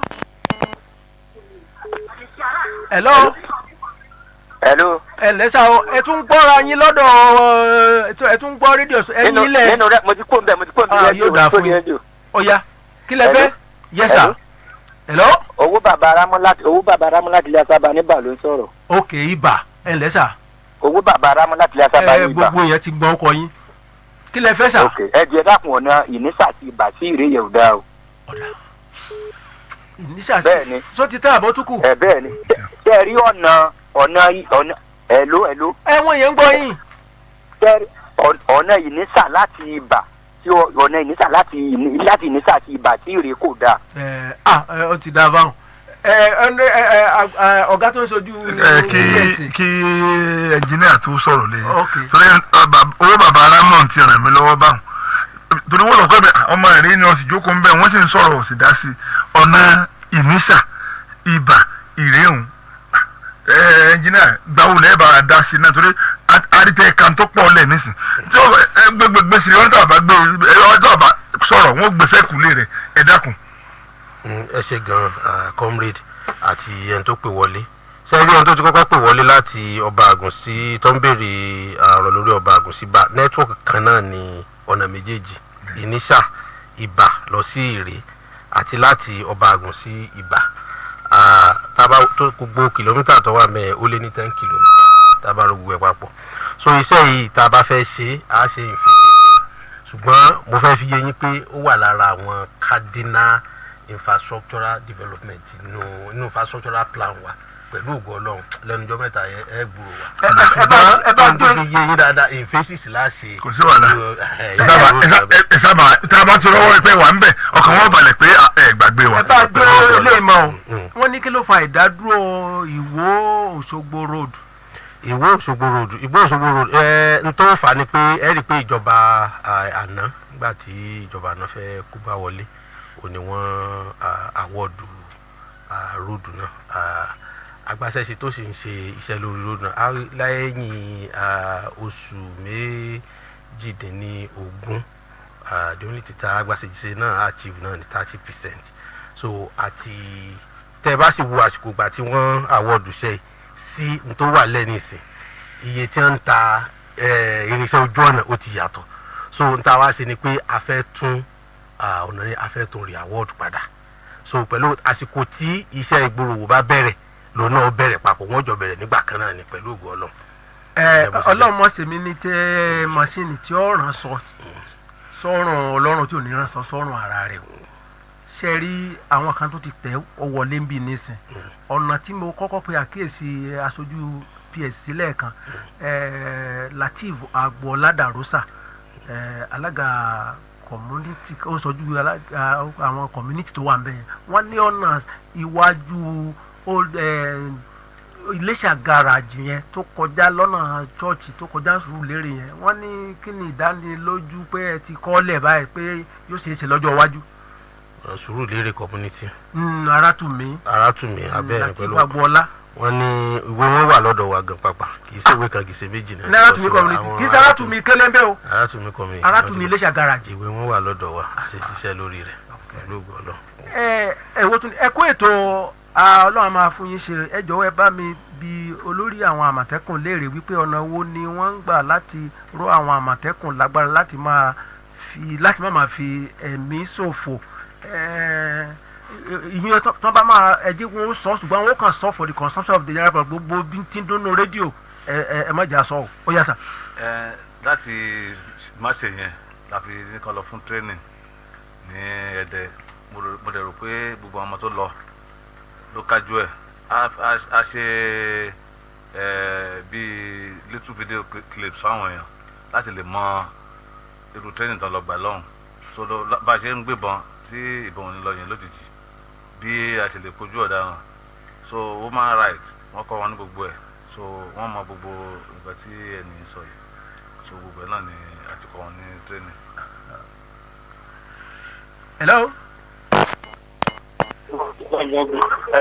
ẹ pẹ́ tó. ẹ lẹ́sà o. orúkọ mi ní ọba adédìgbé àbá kíláàsì ọba àgùn. ó mọ̀ sọ́wọ́ ọba àgùn. ó sọ ọba àgùn dídùn ní pọ̀lọ́rọ́ ẹni o. bẹ́ẹ̀ ni. mo kí àwọn àlejò wa ń bẹ orí wọn ò ní burú. àmín. kẹ́rì ìlú ọba àgùn láti 1998 ti lẹ́gbẹ́ sórí PDP lẹ́lẹ̀. lẹ́gbẹ́ mi tá a máa ń dìbò fún ju PDP lọ. ẹ lọ síbi ìbéèrè yín gangan. ká dákun torí Ọlọ́run ká ṣàánú wa lọ́ba àgùn àlọ́nà kankan tìbútòrò gbogbogbò mẹ́rẹ̀ẹ̀rin àlọ́nà kankan pàápàá ọ̀dà tó pèlè kan bó ṣe rí náà sọ ń mú wàhálà tí màlúù bá rìn lórí kan lẹ́sẹ̀ o. ṣé aṣojú ọdún méjìlá ń bẹ tí wò ó ṣe fà ń bẹ wọ́n fún wa káwọn àbáyọ̀ sí lọ́dún méjì àtàbọ̀ báyìí ká dákun torí Ọlọ́run kí gómìnà wọn lọ́lá jùlọ NURUDEEN ìdákẹ́ Adeleke nǹkan oníṣẹ́mi wọn o ká dákun torí Ọlọ́run lónìí jẹ́ kó bàjẹ́. ọ̀ya ẹ dáhùn sí náà. àti dáhùn rẹ̀ náà tẹ̀lé àti gbọ́ wọn báyìí. ẹgbẹ́ gbọmọgbọmọ ni. hello. fún àǹfààní ẹ̀yin. hello. ó rárí wọ̀. hello. kò wọlé o ẹ dá padà.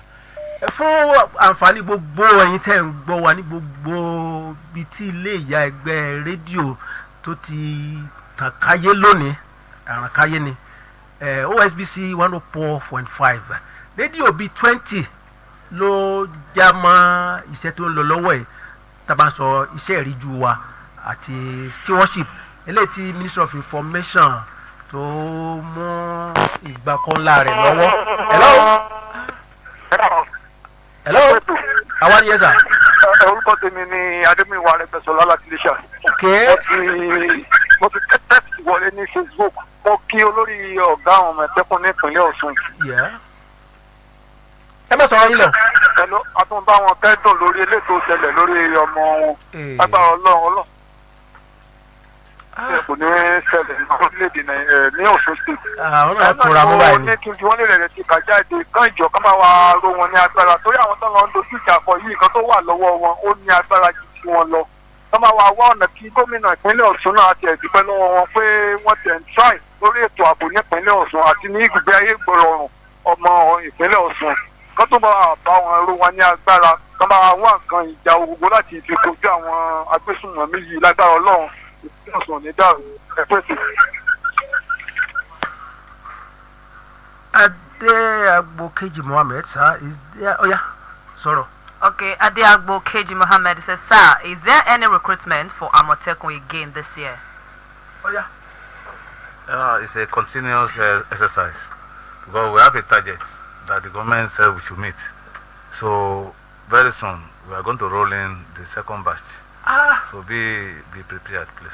A kì í bá ẹni sùúwà débi eégún àti wá tòní kẹlẹ́dàá kójú àlè padà láyọ̀ àtàláfíà nígbà mìíràn a fẹ́ kí àwọn àlejò wa ká sọ one or two láti fi gba àwọn yẹn wa nímọ̀ràn nípa nǹkan tí ẹnì kọ̀ọ̀kan wa wá sojú bí lẹ́nu kó tó di pé honourable commissioner wà fún wa ní final note. Èmi ẹ̀dẹ̀kadì kì í máa lo chief Dr. Ọmọyẹlé Adékúnlé ọ̀gá àwọn Àmọ̀tẹ́kùn mo fẹ́ gbà wá nímọ̀ràn pé àgàn níṣẹ́ ètò ààbò gbogbo èèyàn náà ló gbọ́dọ̀ gbé o ẹ má jẹ́ ká fi sí ọ̀dọ̀ àwọn agbófinró nìkan ká fi dá wọn gbogbo ibi tí ẹ bá ti rí tí àwọn èèyàn burúkú ìbásapamọ́ sí ẹ fi tó wa létí so tá bá ti fi tó wa létí à lè wá síbẹ̀ ní kábọ́nkóbó so bẹ́ẹ̀ ká fi ọ̀rọ̀ ètò ààbò dá ògùn rárá.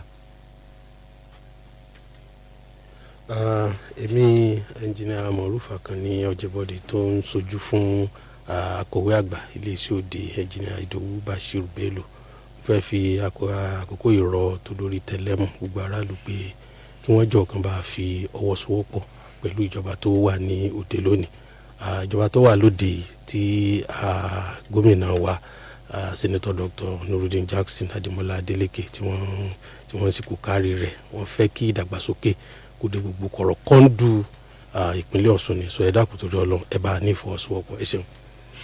Comrade Lawal. èmi Comrade Waheed Lawal tí mò ń sojú kábíyèsí Àtaọ́jà àtìlẹ̀ Òṣogbo nínú gbìmọ̀ tí ń pẹ̀tù sáwọ̀ ń fi àsìkò yìí rọ àwọn yẹn wá ní ìlú Òbú Ifọ̀n àti Ẹ̀rìn Ọ̀ṣun ká tú ọ̀gbà láàfíà láàyè ká ṣe ní pé àwa fúnra wa lánàá ìlú wa a sì fẹ́ kí ìlú wa máa tẹ̀síwájú afẹ́rẹ́gbàsókè àlàáfíà ní àkọ́kọ́ ìpè tí a ó pè fún ẹni kálukú tí fún ìlú Òbú àtẹ̀ní bá ti lálàáfíà gbogbo ìpínlẹ̀ Ọ̀ṣun náà yóò lálàáfíà ẹ kúlé. Honourable Commissioner sir. ẹ ṣe atọ́kùn mo kí gbogbo àwọn tí wọ́n pè wọlé àwọn tí wọ́n tẹ àtẹ̀ránṣẹ́ àti gbogbo àwọn tí wọ́n gbìyànjú láti pè wọlé tí wọ́n rí àyè pé mo dẹ̀ kí àwọn àlejò wa àwa ń fi dá wa lójú wípé lọ́wọ́lọ́wọ́ báyìí o ní agbára Ọlọ́run ìjọba ò ní jẹ́ kí etí gbogbo aráàlú ìjọba ò ní jẹ́ kó di sí ètò ìṣàkóso ìjọba ṣùgbọ́n mo fẹ́ fi àsìkò yìí rọ àwọn èèyàn wa ní ìfọ́n ìlòbú ẹ̀rìn wípé ká gba àlàáfíà láàyè àwọn ọ̀pọ̀lọpọ̀ wàhálà tá a ní àwọn tí wọ́n máa ń gbé fake news ó wà lára àwọn tí wọ́n ń dá wàhálà alẹ̀ ẹ jẹ́ ká rántí pé bá a ṣe sọ àwọn èèyàn kan ni wọ́n ń gbé boundary tó jẹ́ pé gbogbo ìgbà tí wàhálà bá ṣẹlẹ̀ wọn ní lè súnlé wọn àwọn èèyàn kan a máa ń sọ pé tó bá tiẹ̀ wá dáwó tó bá rà bán tó ọ̀rọ̀ ta ẹ jọ̀ọ́ o ṣé àwọn tó kú ṣe lè jí wọn fámìlì wọn ṣe ẹ dáwó tẹ́ fi tọ́jú wọn àwọn tán bà nǹkan wọn jẹ́ sáà ní nǹkan tá a fi tọ́jú wọn ẹ jẹ́ ká ro gbogbo eléyìí ká sì wo ètò ọrọ̀ ajé àwọn èèyàn tó ti lọlẹ̀ bí kọ́fì ṣe wà ń sìn comrade ti sọ tá a bá bára wa sọ̀rọ̀ tí àlàáfíà ìjọba ó fagilé kọ́fì àwọn èèyàn ó lè máa lọ wọn ó lè máa bọ̀ ètò ọrọ̀ ajé àwọn èèyàn ló ń affect ẹjọ́ gbọ́ tá a jẹ́ pé káka jókòó nù lé ká máa send fake news káàkiri orí Facebook ní WhatsApp ní ẹjọ́ tó rọ lọ́hùn ẹ jẹ́ ká jáwọ́ nù ẹ̀ adẹ́fàsìkò yìí sọ fún wa yìí pé ìjọba Ademola Adeleke kò ní gbèsè yẹn nìkankan bí kọ́mítì bá ti submit report wọn bí kọ́mítì yẹn bá ṣe làálẹ̀ bẹ́ẹ̀ náà ni ìjọba ó sì ṣe lẹ́ẹ̀kan sí mo kí gbogbo àwọn tí wọ́n bá fọkàn bá ètò lọ lónìí mo fi yé wọn yí pé láìpẹ́ edition Ise Iriju Wa Stewardship mi yóò tún wáyé tí a tún ráyè fọ̀rọ̀ jomitoro ọ̀rọ̀ pẹ̀lú àwọn aláṣẹ bí wọ́n ṣe ń ṣe ìjọba ní ìpínlẹ̀ Ọ̀ṣun mo kí iléeṣẹ́ rédíò OSBC àti gbogbo iléeṣẹ́ rédíò tí wọ́n bá wa fi ọwọ́ sowọ́pọ̀ lórí ètò yìí mo dẹ̀ kí àwọn atọ́kùn wa pé wọ́n kú nǹkan tí à ń pè ní professionalism láti ṣe mo kí àwọn aláṣẹ iléeṣẹ́ OSBC alága wọn Singapore ọlọ́sọ̀ ó dúró gbọ́ngbọ́ngbọ́n látàárọ̀ ni a gbọ́dọ̀ kí wọn bẹ́ẹ̀ náà ni ẹni tó jẹ́ permanent secretary tí wọ́n jẹ́ ọ̀gá iléeṣẹ́ yìí ìyá wa Ìgbàrúọlá wọ́n dúró bẹ́ẹ̀ náà ni ẹni tó jẹ́ ọ̀gá director ní iléeṣẹ́ wa Monsur Suleiman àti gbogbo àwọn lọ́gàlọ́gà lẹ́nu sẹ́yìn àwọn tí wọ́n bá wa ṣètò behind schedule àwọn tó wà nídìí ẹ̀rọ yàrá àjòdò àti ìkejì wọn gbogbo yín pátápátá la kí gbogbo àwọn tí wọ́n wá jẹ́ amójú ẹ̀rọ káàkiri gbogbo iléeṣẹ́ rédíò tí wọ́n bá wa fọwọ́sowọ́pọ̀ náà a dúpẹ́ lọ́wọ́ yín o gbogbo ẹ̀yin tí ẹ bá tún wá ní nǹkan míì tí ẹ fẹ́ béèrè ṣùgbọ́n tẹ̀ lóore ọ̀fẹ́ ẹ lè kọ lẹ́tà sí iléeṣẹ́ Ministry of Information ètò ìròyìn àti ìlanilọ́yẹ̀ nípínlẹ̀ Ọ̀ṣun ntẹ́ ẹ fẹ́ sọ tẹ́ ẹ bá ráyè sọ níbi tẹ́ ẹ bá mú èrè wá iléeṣẹ́ tó bá yẹ kó bá yín dá sí àbá yín mú èyí lọ síbẹ̀ a dúpẹ́ lọ́wọ́ yín o ẹ ṣé. Okay, with this, we've come to the end of today's stewardship program. My name is Odunayo Oladimeji. Thank you for staying tuned till next week, my co-host. adúpẹ́ pé àti nágbára anágbòrò anẹ́sẹ̀ kúkú àsìná ọ̀nà tó jìnnà pẹ̀lú 104.5 rédíò Ọ̀ṣun tí gbogbo wa ti fi jàǹfààní yìí gbogbo àwọn rédíò tó lẹ̀ mọ́ pẹ́kí adúpẹ́ pọ̀ lọ́wọ́ yín o Rẹ̀mí Adéagbo Alábẹ́lẹ́ lórúkọ mi represent Ògùṣúà radio 97.7 Mọ̀dákẹ́kẹ́ goodbye.